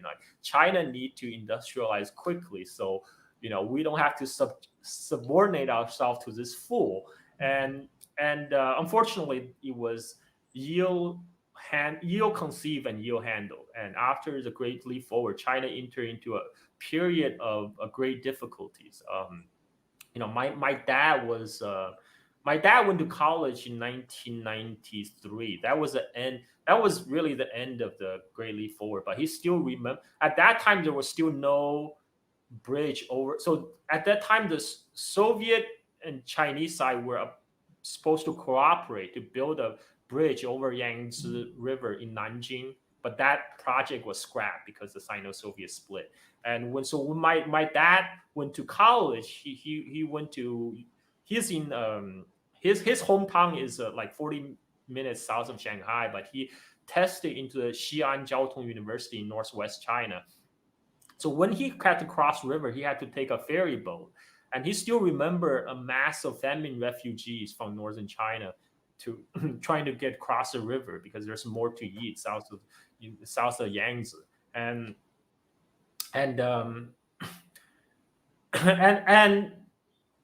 to make a long story short, the Sino-Soviet split became very serious very fast because by 1962, Soviet Union was taking side of India in the Sino-Indian border war, and fast forward a couple of years, China initially received a lot of help for its nuclear program from the Soviet Union, but after the Khrushchev pulled back its nuclear physicist, China had to figure out on its own how to make the bomb work. So in 1964, that finally happened. China exploded its first atomic weapon. But then in 1960s, when the Sino-Soviet split deepened, the Soviet diplomat in Washington actually approached U.S. they floated the idea of a joint strike against the Chinese nuclear site inside China, and that's also actually let Washington know that the Sino-Soviet split is real. That's a real thing, and whereas a lot of the issues that weren't issue when the two sides were friendly, suddenly became dead serious issue, like the border. Like in the 1950s, I heard the older people say back in 1950s, the 50s, the borders was unguarded. Like the Chinese fishermen, they will paddle across the Amur River to fish on the other side, and they will trade with the Russian patrols. They will give the Russian patrolmen cigarettes, and then they will get like the caviar and the Russian produce in return. So at that time, the relationship was very friendly. But when the Sino-Soviet split happened, the border clash became more serious and more deadly. And in 1969, before 1969, two sides fought with fists and wooden sticks. But in 1969, over the island in the Ussuri River, both sides employed tanks, artillery, and this is when U.S. finally got the confirmation. Oh, okay, so the Sino-Soviet split is real. It's really happening, and that actually led to the Sino-American rapprochement. Led to the Kissinger visit China and Nixon visit China a few years afterwards, and because then U.S. decided to play the China card against Soviet Union. Relationship were pretty bad in 1979, around 1979, around the time Soviet invasion of Afghanistan. Because I remember at the time, Deng Xiaoping had a list of preconditions for normalization of ties between China and Soviet Union.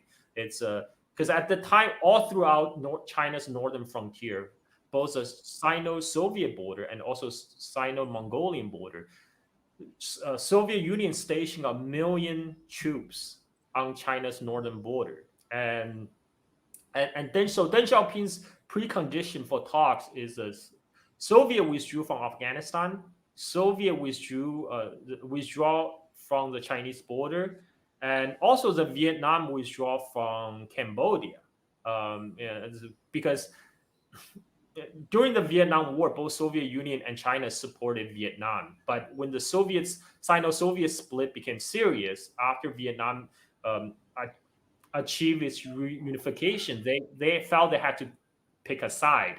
And I mean, they made a rational choice at the time, because at the time, Soviet Union is obviously much more powerful partner that offered more to Vietnam. So Vietnam decided to side with the Soviet Union. That is a real reason for the 1979 Sino-Vietnamese border war. It was because that was a year when Vietnam and the Soviet Union signed the Mutual Defense Treaty, and China felt itself getting boxed in by Soviet Union in the north and Vietnam in the south. So they decide to launch a war against Vietnam just to show that Soviet Union is a paper tiger that couldn't do anything to protect Vietnam.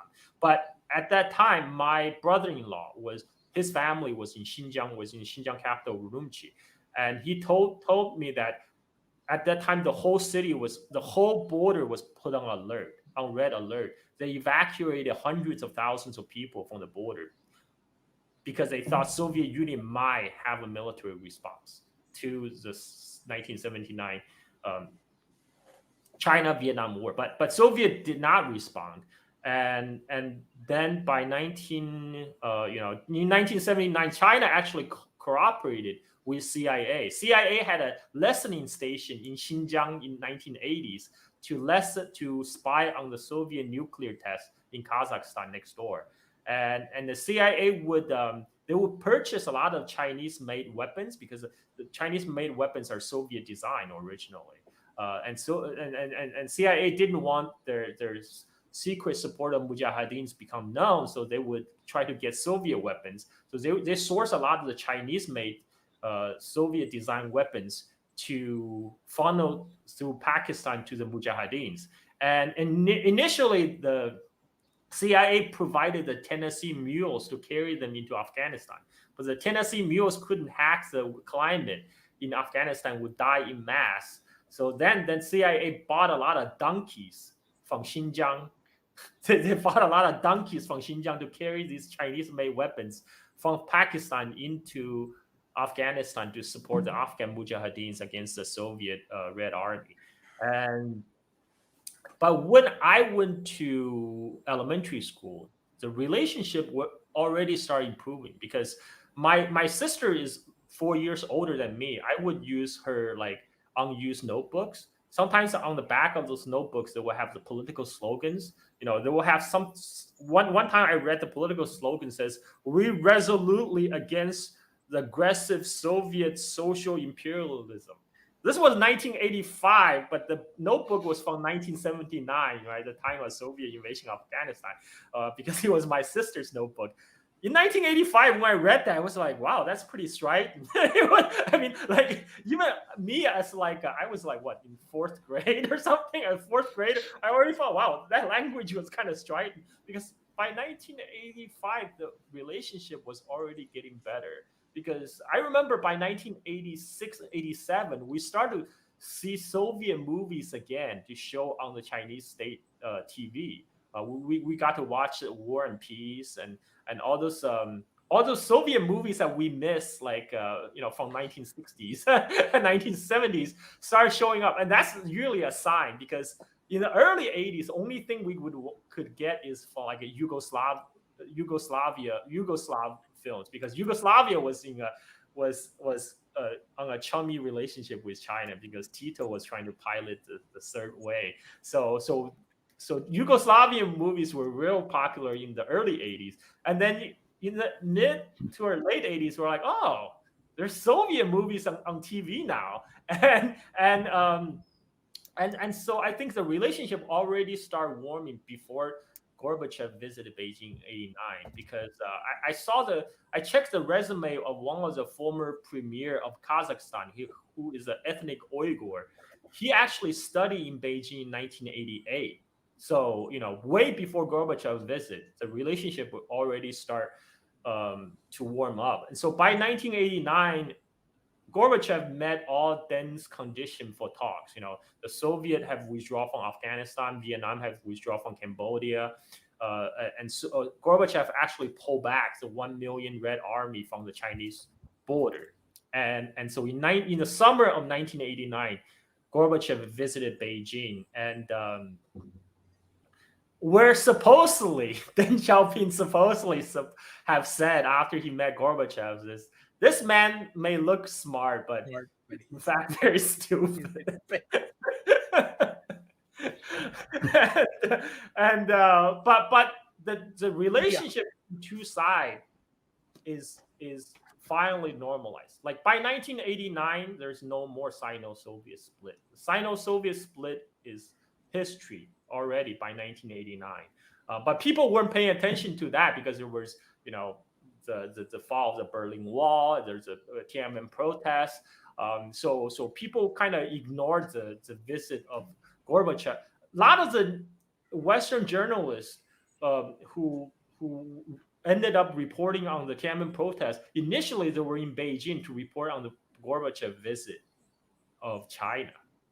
But it was overshadowed by the protests, but ever since 1989, the relationship has continued to improve because there's no reason to fight anymore. There's really no more ideological divide, and there's no and so of course Soviet Union was on its last leg by 1989, and by 1992 it's gone. But at least from the Chinese media, Chinese social media at that time, the relationship was up and up. And what sealed the deal is in the late 90s and 2000, the two sides finally decided to sit down and say, let's demarcate the border, because the border issue had been the major irritant in the relationship. Let's sit down and clearly demarcate where our border lies. So by 2000, China and Russia and also former Soviet republics of Central Asia all sat down and demarcated all their borders. So right now there's no border dispute between China and Russia. Sometimes I watch like all these YouTube commentaries or commentators or people talking on social media. They act like China and Russia still had border dispute. I'm like, dude, that was 20 years ago, man. Like a whole generation of people have grown up. And but of course these people will still think Russia is the same as Soviet Union. That was like 30 years ago. And after the border dispute has been settled, there's really no other issues, and no other serious bilateral issues.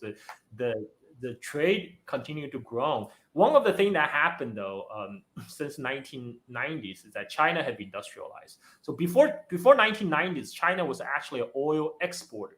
Like when I was a kid in China would export raw material.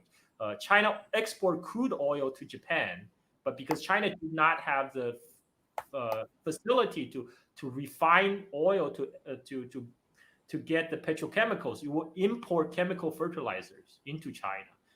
Like most of the developing world, China was exporting raw commodities and getting back finished goods. But what happened in 1990s, China finished industrializing, and China became an oil importer. And that's when the relationship between China and Russia became even more important, because Russia is a resource commodity exporter. And another thing China gained a lot from the collapse of the Soviet Union is also another round of technological transfer. A lot of the Soviet scientists went to China.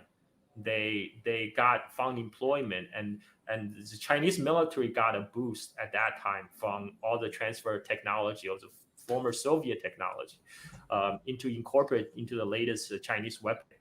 So I hope I didn't ramble on too much. You guys feel free to interrupt me anytime, man. I don't want to be this one man show. I know better to get in front of that history train. Yeah, that was a very thorough, also emotional look at the history. I saw you, Mark, taking notes, so I look forward to your rebuttal. Okay, so I knew far better than to get in the way of that history train, and even more so. I mean,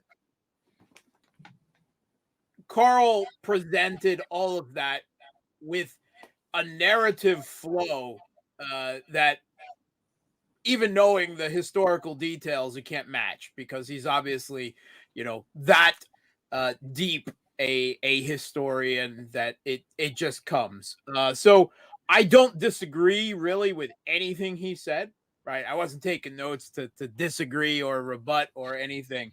I thought I'd add a few details where I could throw in a few nuggets of knowledge that I thought might have been interesting to add a little bit more. So you stole my thunder right from the very beginning, because I wanted to say that the real history of Russian-China relations began in the Mongol Empire, and you came right out with it. I'm like, fuck. But yeah, absolutely. Before that, the center of the Kiev Rus world was Byzantium, was Constantinople, right? It was the Byzantine Empire. But after that, after the Mongol period, I'm a Eurasianist, and I believe that Russia, its culture, its politics, its geopolitical destiny was reborn with the Mongol occupation. That, yes, of course, it was a terrible thing in some ways, but in other ways, it changed what Russia is. And that's actually a very big part of the Kiev regime's Banderite ideology now, their racism. They regard Russians as solid, interbred Tatar, Mongol, barbarian hordes of the East in Asia. And us Eurasianists are like, yeah, so, right? I mean, we're not upset about that. We're proud of that. We think it helped us for the better. It's really weird. It's like these people they're trying to emphasize the smallest differences. Like for the rest of the world, Ukrainians, Russians, it's like same, but they're trying to really differentiate themselves by going like really the full 9 yard, going to the full blown Nazism. Well, I mean, if you take a look at the haploid groups and everything, I mean, Kiev was wiped out by the Mongol horde, and they actually have more of the Tatar haploid groups. That doesn't make any difference. But Russia does have some 200 plus different indigenous ethnicities, which does make it. I mean, Ukraine has a much smaller number of minority ethnicities, whereas for Russia is a true ethnic and confessional federation in that way. And I mean, whatever else, with the fascist nature of Banderism, that whole West Ukrainian ideology is fixated on the European ideology, the bloodiest ideology of world history, that of ethnic nationalism. So that is something, thankfully, that Russia has been spared since independence. So We've avoided that. And I am one of those, as a Eurasianist, that has long believed that Russia needs to find itself in Eurasia, not in Europe.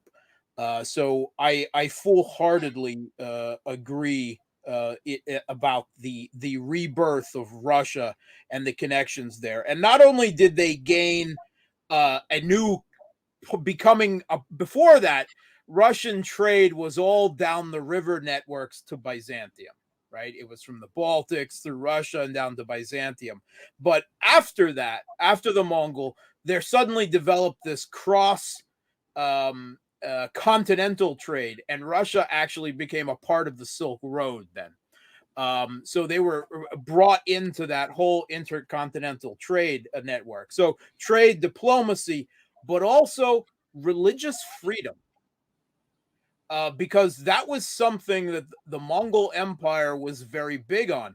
They didn't bother people with religions, and they were actually very experimental when it came to adopting other cultures' religions themselves. So I think that today's Russian Federation, its idea of being a multi-ethnic, multi-confessional country with these 5 traditional state faiths, Orthodoxy, Sufi Islam, Eurasian Judaism, Kalmyk Buddhism, and Siberian Tengri shamanism. These are, that is a descendant of Mongol influence on Russia. So not everything was rapine and archer devastation. There was a lot more there. And I bringing up the dumpling map. I've seen that as well, Carl. That is a wonderful sociological way of exploring the world.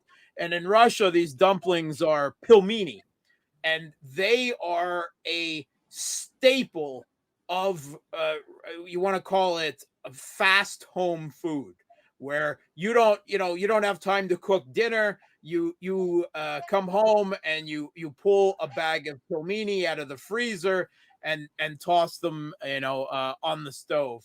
And I think the only real difference is the way that Russians eat their pilmeni.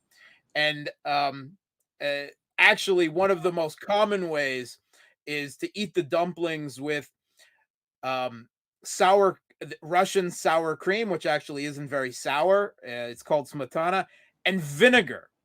And it sounds disgusting, right? It sounds awful. And the first time I tried it, I'm like, oh my God, this actually works. This is actually good taste. So that is the only cultural variation on the dumpling wave that went all the way from China and extended. And it was, I think there's a very good argument that it was brought by the Mongols all the way into Europe. So that's a big part of that there. So the early Russian-Chinese relations, right, between the Russian Empire and then the king and then the Manchu dynasty was very much, I think, a history that can be divided up into the various early treaties. The Treaty of Nerchinsk, the Treaty of Aigun, and then the Convention of Peking. Because after those treaties were signed, there was relative stability for a span of years on either side of that before one side or the other got weak. And then there was revisionism of those treaties that then set a new standard for moving forward. And I just thought it was interesting when the way Carl described the Treaty of Nerchinsk as an equal treaty. In Russia, that's seen as an unequal treaty because Russia was very much, that was under Peter I, was very much distracted by European wars on their side at that time. And they were under pressure to make concessions to the Chinese after the Russian fort Albazin was completely demolished by the Chinese, and we're like, we got to concentrate on Europe. We better agree to whatever the Chinese want. But they did get those important trade concessions, which I think it was certainly the Russian expansionism into Siberia, and it was colonialist. It was empire, but being a telluric rather than a thalassocratic expansion, it wasn't a genocide of all the original peoples, Trail of Tears and all this stuff that happened in Australia and the US and Canada. It was you now pay tribute to us and we respect your local elites kind of thing. So that's why all of the traditional ethnic peoples of Russia are still very much where they were at the times. And I think that makes a qualitative difference. And actually, there are some 200 plus ethnicities in Russia, but some 85% of the population is Slavic, right? Russian or some Ukrainian, some Belarusian. But the presence of that remaining percent is almost romanticized and blown out of proportion in Russian society because it's actually appreciated.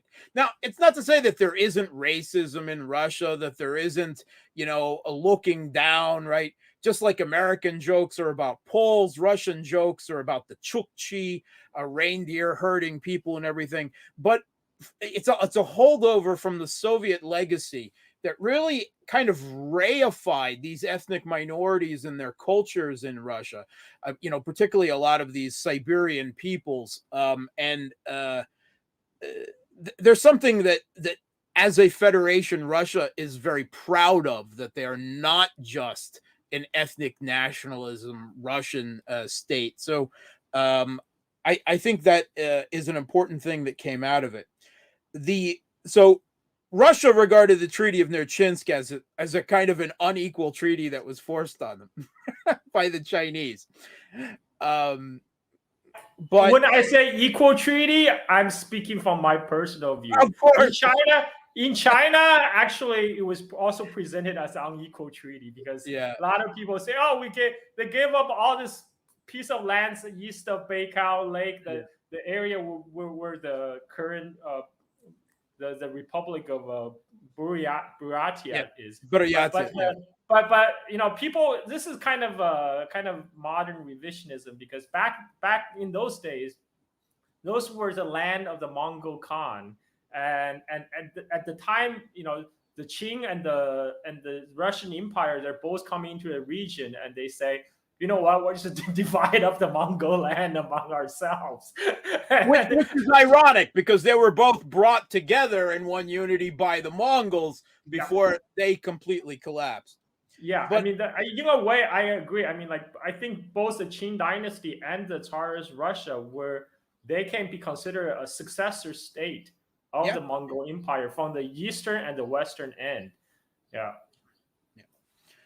The Treaty of Nerchinsk, the way it was negotiated was really interesting because the Russians and the Chinese were still very foreign peoples to each other. And so they had to communicate with each other in Latin through using Jesuit missionaries, right? They both had Latin-speaking Westerners that facilitated that first communication, that first treaty. And I just thought that it's an interesting historical parallel, how they were forced, to communicate with each other through a Western language at, that first real diplomatic level contact. And here we are, today, a Russian and a Chinese very much, coming through the United States. But once again, we're communicating in the language of the West rather than in each other's languages. But that's we're both expats returning home, or immigrants going back the other way. We're just not the agent of Vatican. Minor difference. Minor difference. We're our own man. The as far as I understand, the first real Chinese understanding of Russia, what they got their initial impressions of, was from a Chinese diplomat and explorer. I'm going to massacre this name, Tulishen. Tulisen, yeah. Tulishen. Yeah. So his writing on Russia was in a volume called "The Record of Strange Regions," which is the way that the Chinese look at Russia. And it's very interesting because in that time period, of course, it was the Russian Cossacks. And Russia was very much an Orthodox country, except for its subordinate regions at that time. And the Cossacks were very zealous in their orthodoxy. So both sides regarded each other as barbarians. The Chinese with the long history of empire, the Russians viewing themselves as, bringing, civilized, their version of Christianity, Eastern Orthodox Christianity. And one of the other things that was enshrined in these early treaties is the Chinese acceptance of Eastern Orthodox missionaries and churches in China. And it's kind of a small part of Russian Chinese history, but because of that very different starting point and relationship, when there were later anti-Christian purges in China, the Russian Orthodox Church in China, or the Chinese Orthodox Church, was exempted from that. They did not receive the same level of purging because they came from a different historical orientation. So I thought that was interesting. The only other thing here, Harbin. Harbin is an amazing city. And I know it's not really big in the Western world, and it is a city where there are Russians living in China and a whole history. There's documentaries about these Russians. They're very popular in Russia, about Russian-looking people who speak fluent Chinese and have been part of Chinese, view themselves as Chinese.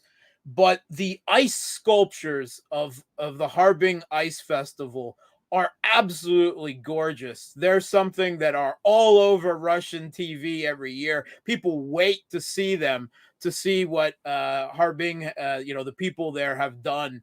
And they are truly amazing, this ice carving, ice sculptures. And the Russian people look forward to seeing them every year because, we're Russians. We love ice.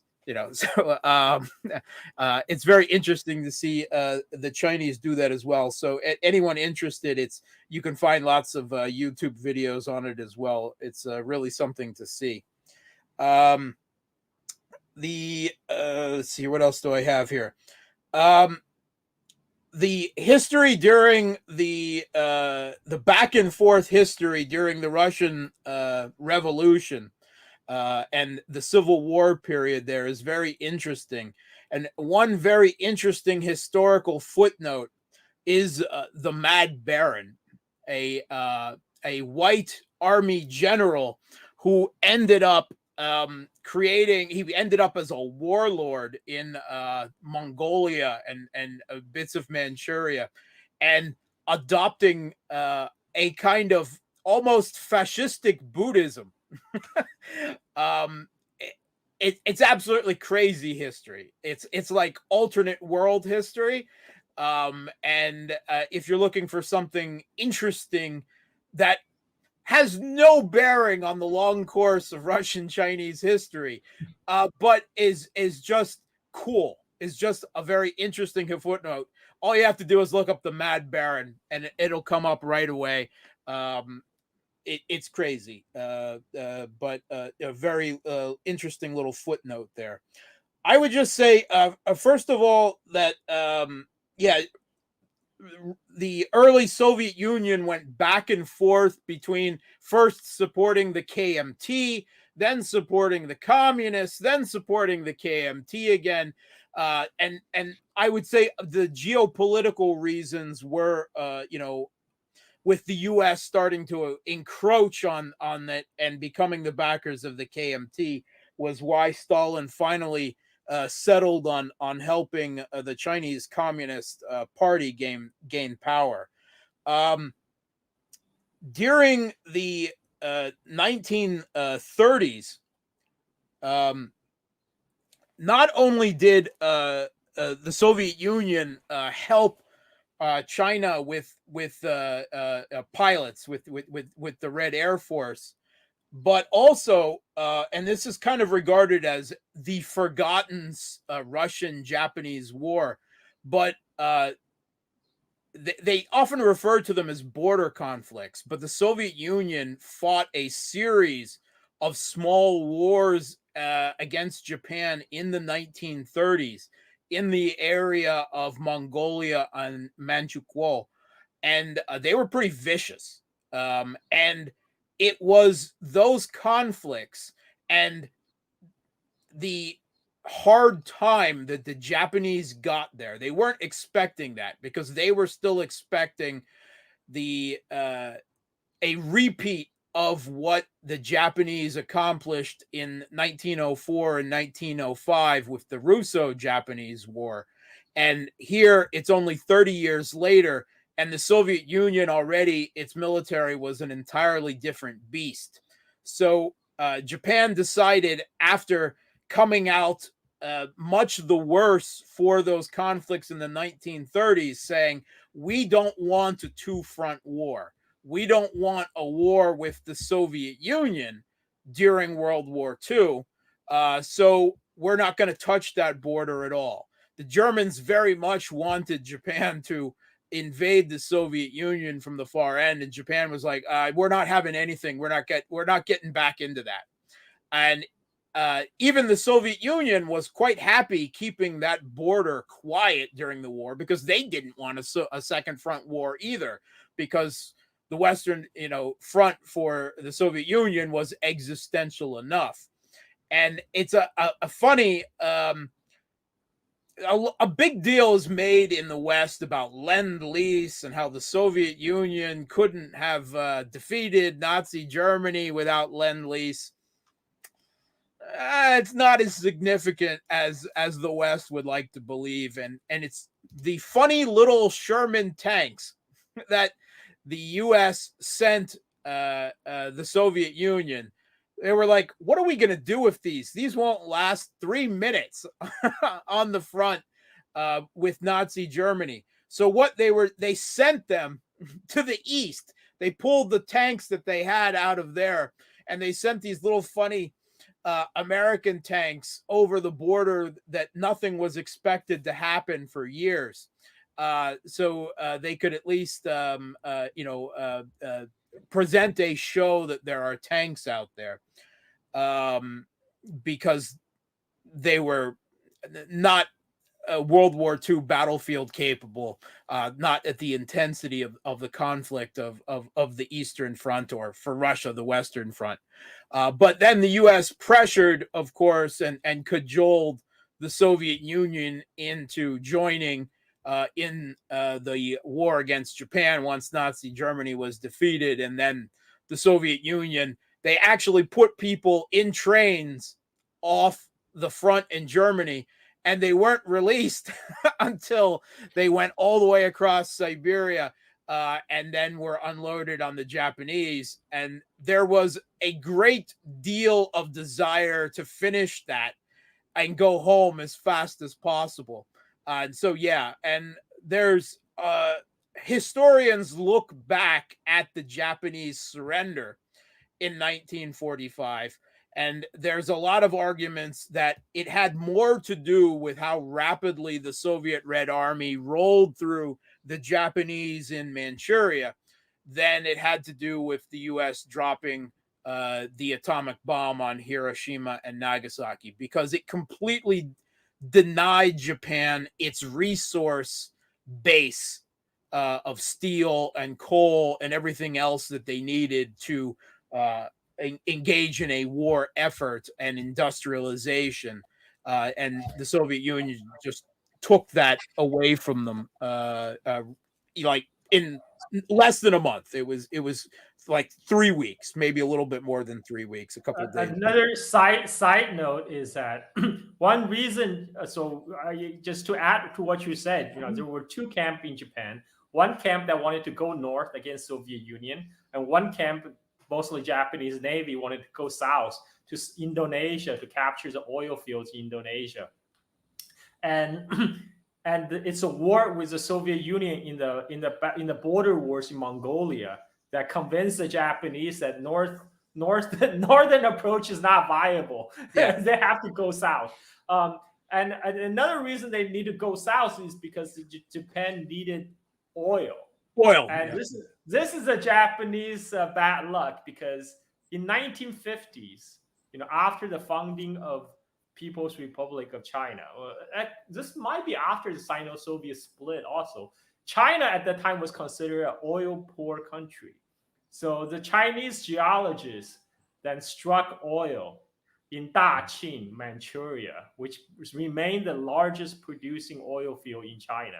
That propped China from like a previously oil importer to an oil exporter. I mean, China is still one of the world's largest producer of oil. It's just all that oil is consumed right now domestically in China but Japan, if Japan had discovered oil in Manchuria in 1930s, the world they might have been different. They might have put more effort into the front there.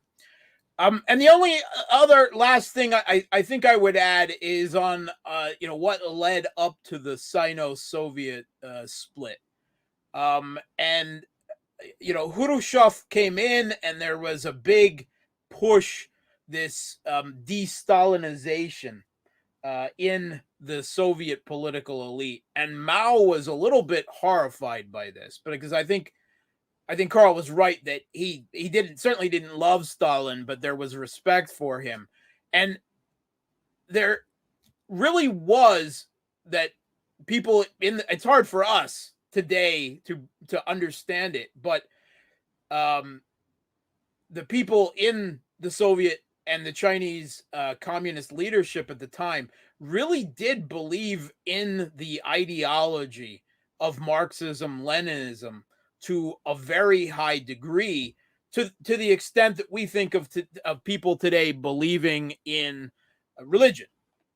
And very small dogmatic differences and interpretations of whose communism was the true Marxist Leninist communism. Mao was very much following a what he viewed as the correct Stalinist legacy for communism, and he saw what Khrushchev did as real revisionism.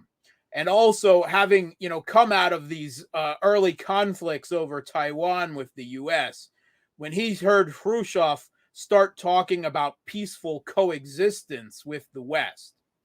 And this is because the Khrushchev and the Soviet political leadership was really horrified by the events of the Cuban Missile Crisis, by U.S. purging weapons in Turkey, and they took mutually assured destruction extremely seriously. And they viewed Chinese efforts to re-engage in a conflict and their professed willingness to gain nuclear technology and use it in conflicts with the West as insane. And actually, Khrushchev thought both Mao and Castro were crazy nuclear trigger madmen who would take us all to Armageddon in a heartbeat. So although Khrushchev is presented in the West as this podium shoe-thumping, crazy person, we will crush you, the reality is that Khrushchev in Soviet politics was saying, whoa, we got to tone down Castro and Mao because they're going to take us into a nuclear war with the U.S., and we don't want any of that. We want peaceful coexistence. So that was the perspective of it from the Soviet side. and Mao was. It's interesting because today we can look back and we can see, yeah, a nuclear war, a use of nuclear weapons, the atomic bomb was probably something to be avoided. On the other hand, we can look back and say, maybe on the other hand, peaceful coexistence got taken too far, and there should have been better joint efforts to recognize the threat of the U.S. and Taiwan, and what its intentions were for the former Soviet space and around the world. But that really led to the Sino-Soviet split and this geopolitical ideology of third way or third positionism. And it became very strange when you saw Albania allying with the Chinese Communist Party against Russia, the Soviet Union, and the rest of the world. And then there was actually dueling influence in Africa and the rest of the third world. And the Chinese very much political leadership thought of it that there were three sides. There was the West, there was the Chinese-led socialist bloc, and there was the Soviet-led socialist bloc. And that, of course, was a catastrophe in the end for the Cold War and the fate of the Soviet Union. And I think that today's Russian leaders are very cognizant of that, and will do everything to avoid that type of situation where they find themselves geopolitically divided from China again. Doesn't mean that there's still among the Russian political elite this. I think they send they until recently they sent their kids to school at Western universities. They had villas in Tuscany and so forth.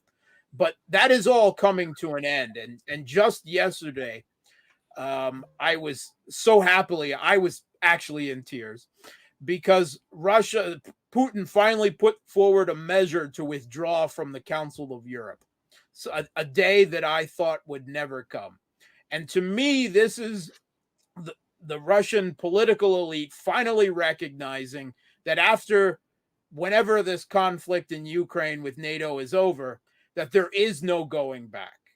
There is no going back to normal relations with Europe, that Russia's identity and destiny is with Eurasia and to the east. Looking over all these lessons, the complicated history of China and Russia. And actually, there were longer periods of peace and trade than there were periods of conflict and unfair leverage on each other.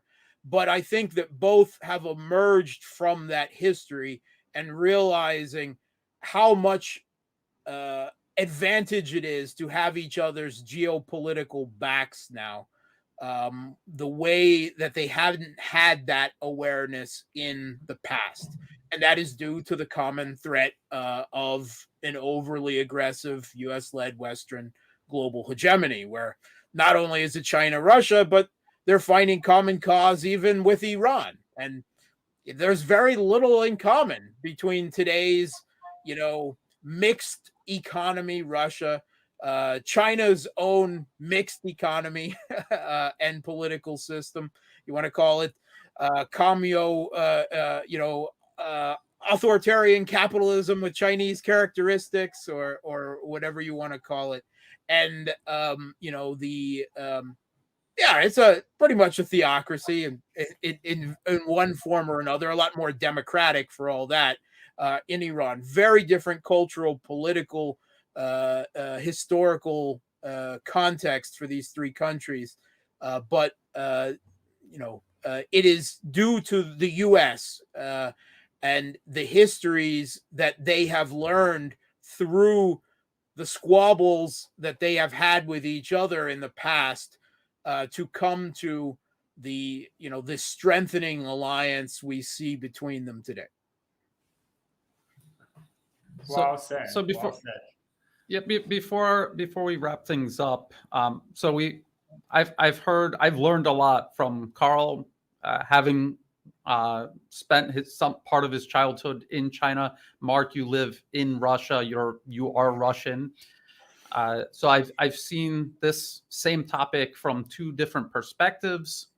And Mark, I think I agree with your point about Russia and China throughout their entire history, more or less have been good neighbors with certain episodes. Why do some in the West?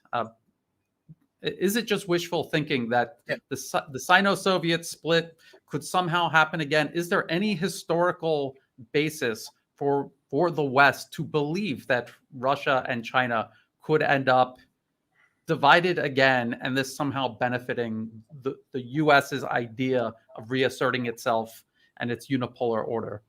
Because that's what they want to happen. So that must that's what they want to happen, though. That must be reality, because they cannot face any other reality. That and the alternative for them is too horrible to imagine. That there won't be is too horrible. I think there is an overbelief in how much the Sino-Soviet split during the Cold War was engineered by Kissinger and Nixon. They exploited it. Yes. Right? They exploited it for U.S. interests very well, but there were plenty of differences between the Soviet and the Chinese Communist Party leadership that led to that split. One reason I think the one reason I say the current China-Russia relationship is most stable is because all the factors that led to the former Sino-Soviet split doesn't exist anymore. Yeah. There's no border issue. There's no ideological struggle. It's now based on pure common interest, which is a lot more practical and a lot more pragmatic, and it's the West that's becoming increasingly ideological.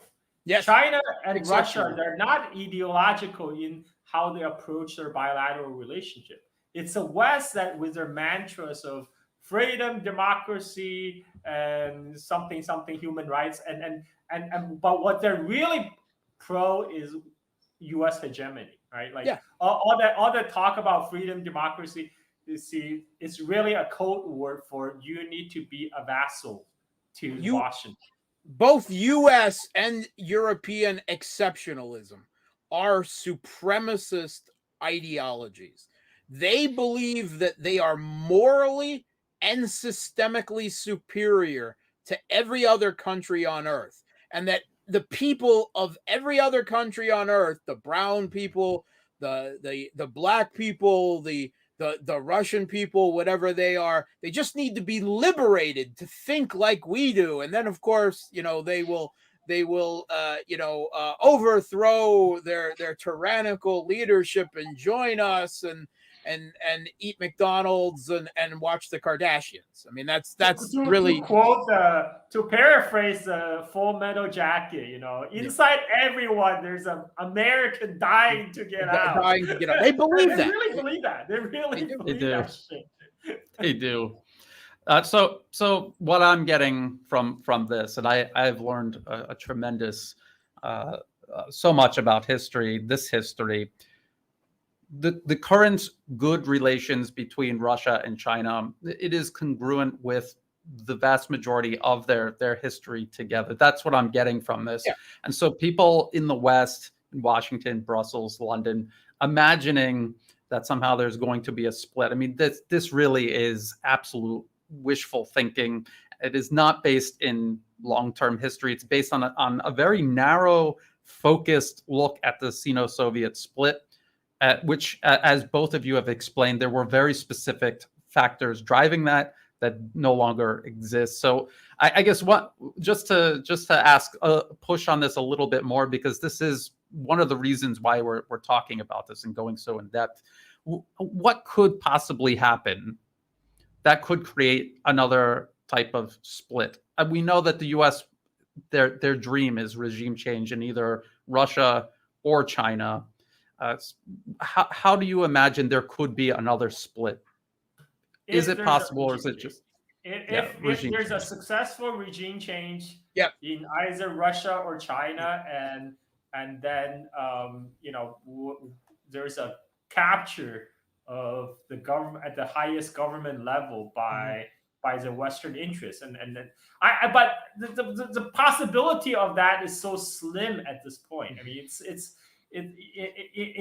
through the US's own action, you actually turn off a lot of the common people in Russia and Yes. China against US. I mean, US enjoy tremendous soft power in the rest of the world, but yet US, despite all that, despite the power of Hollywood, despite the allure of American dream, American dream is really about making money. That's what really American dream is about, and that's why it has sort of a universal appeal. But despite all that, through the sheer effort of U.S. State Department and successful U.S. administrations, it has turned common people on the street of Russia and China against U.S. They're not necessarily against U.S. as a society or against American people, but they can now very clearly understand that U.S. government is up to no good, and does not have their best interest at heart. This Russophobia, this canceling of Russian culture, where every Russian athlete and every Russian composer in the West is being banned from every international competition unless they denounce Putin and the Russian government, and sometimes even that's not enough. Where Tchaikovsky, they have to ban Tchaikovsky. What the hell is that? Tchaikovsky and Dostoevsky are being banned from universities, and this collective punishment of every Russian, something that is supposedly against Western and European values, right? But has become universal. They've said it. How many times have they said it? Every Russian must be punished. Even Russian liberals who go to Europe, who want, who are pro-Western, are meeting the same thing. And it has made every Russian realize how much they don't want to be a part of that anymore. And that's why I say there's no going back from this point, because of this,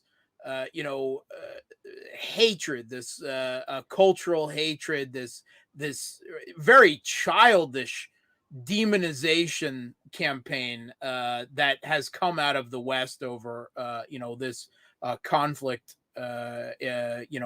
with the U.S.-backed putsch regime in Kiev.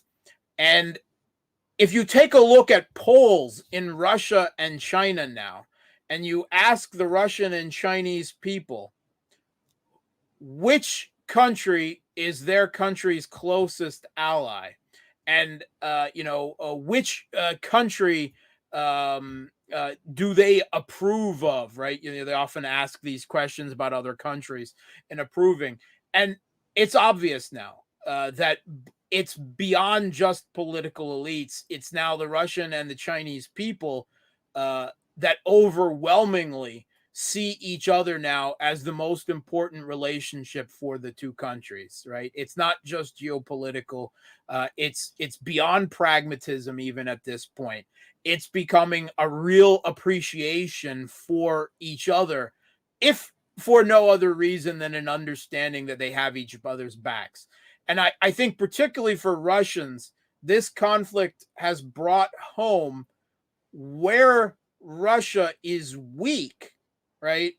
On a world stage level, which is comparatively, industrial production, particularly of things like consumer items, and how much of a benefit it is to have China on side now, and how much Russia needs China for its development. And Russians are actually very much, I think, coming to terms with the idea that it is not something to be resented that it is now Russia assuming the position in the Russian-Chinese relationship as the junior brother, as the little brother in the relationship, because there's 150, maybe 100 now, maybe now 160 million Russians, and there's 1.2 billion Chinese, right?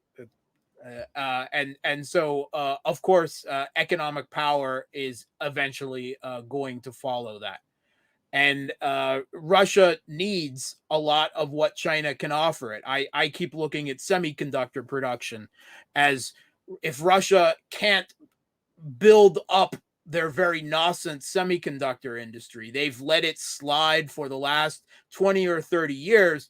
But to be fair, the US has done everything in its power to keep a monopoly on semiconductor production to them and a few Asian client states like Taiwan and South Korea. And if there's one area that Russia really needs investment and technological know-how in China, it is in semiconductor manufacturing. And because Russia, with its much smaller population and much larger and harsher geography, they're never going to be a mass industrial, consumer electronic producing country on the scale of China. So they very much can benefit from cooperation with China on semiconductor production. And there's one of the big things of the West, this trope that is loved to be brought up.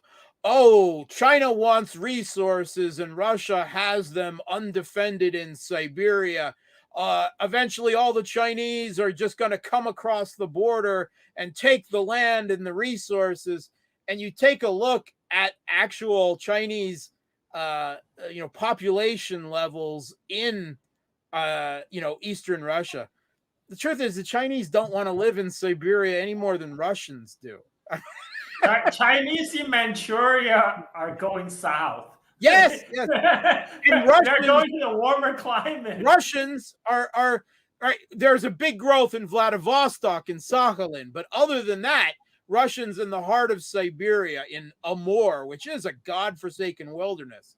I mean, if you take a look at the Amur Basin there, right, where the two countries meet, there's still tigers and leopards there, right? One of the only places in the world. Yeah, they're endangered, but they're actually making a little bit of a comeback under Putin's conservation programs.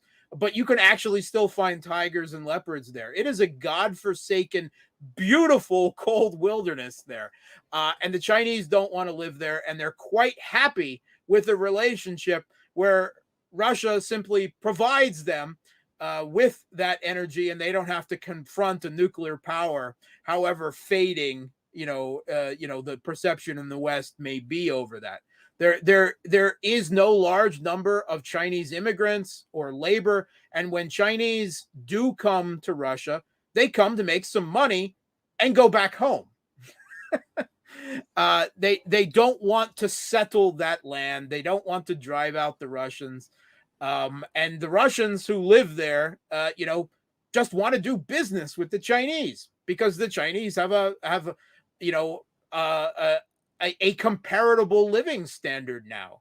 Something that Russians are very much getting used to, the idea that, hey, the Chinese are at our living standard now. And have you seen some of those Chinese cities? They're like sci-fi utopia, or dystopias, depending on your take, I guess. But there is a kind of admiration now replacing the old Russian ideas of what China and the Chinese people are. And the relations that Putin and Xi Jinping are establishing today are erasing those small conflictory points in the history, and bringing the two peoples closer together on a societal level. Well said. Carl, any last thoughts? No, Mark, I think Mark covered it pretty well, and I already spent an hour and a half, so I think Okay. I'll let Mark have the last words. I could listen to Carl talk about history for hours personally. So he brings a lot of passion to it, and it flows off his tongue like silver. Thank you. I don't know if audience could see. Like, I mean, before when we started, I had the sun on my face, and now my surrounding is getting darker and darker. Okay, so we'll let Carl start getting ready for bed. I just think this was tremendous. I learned so much.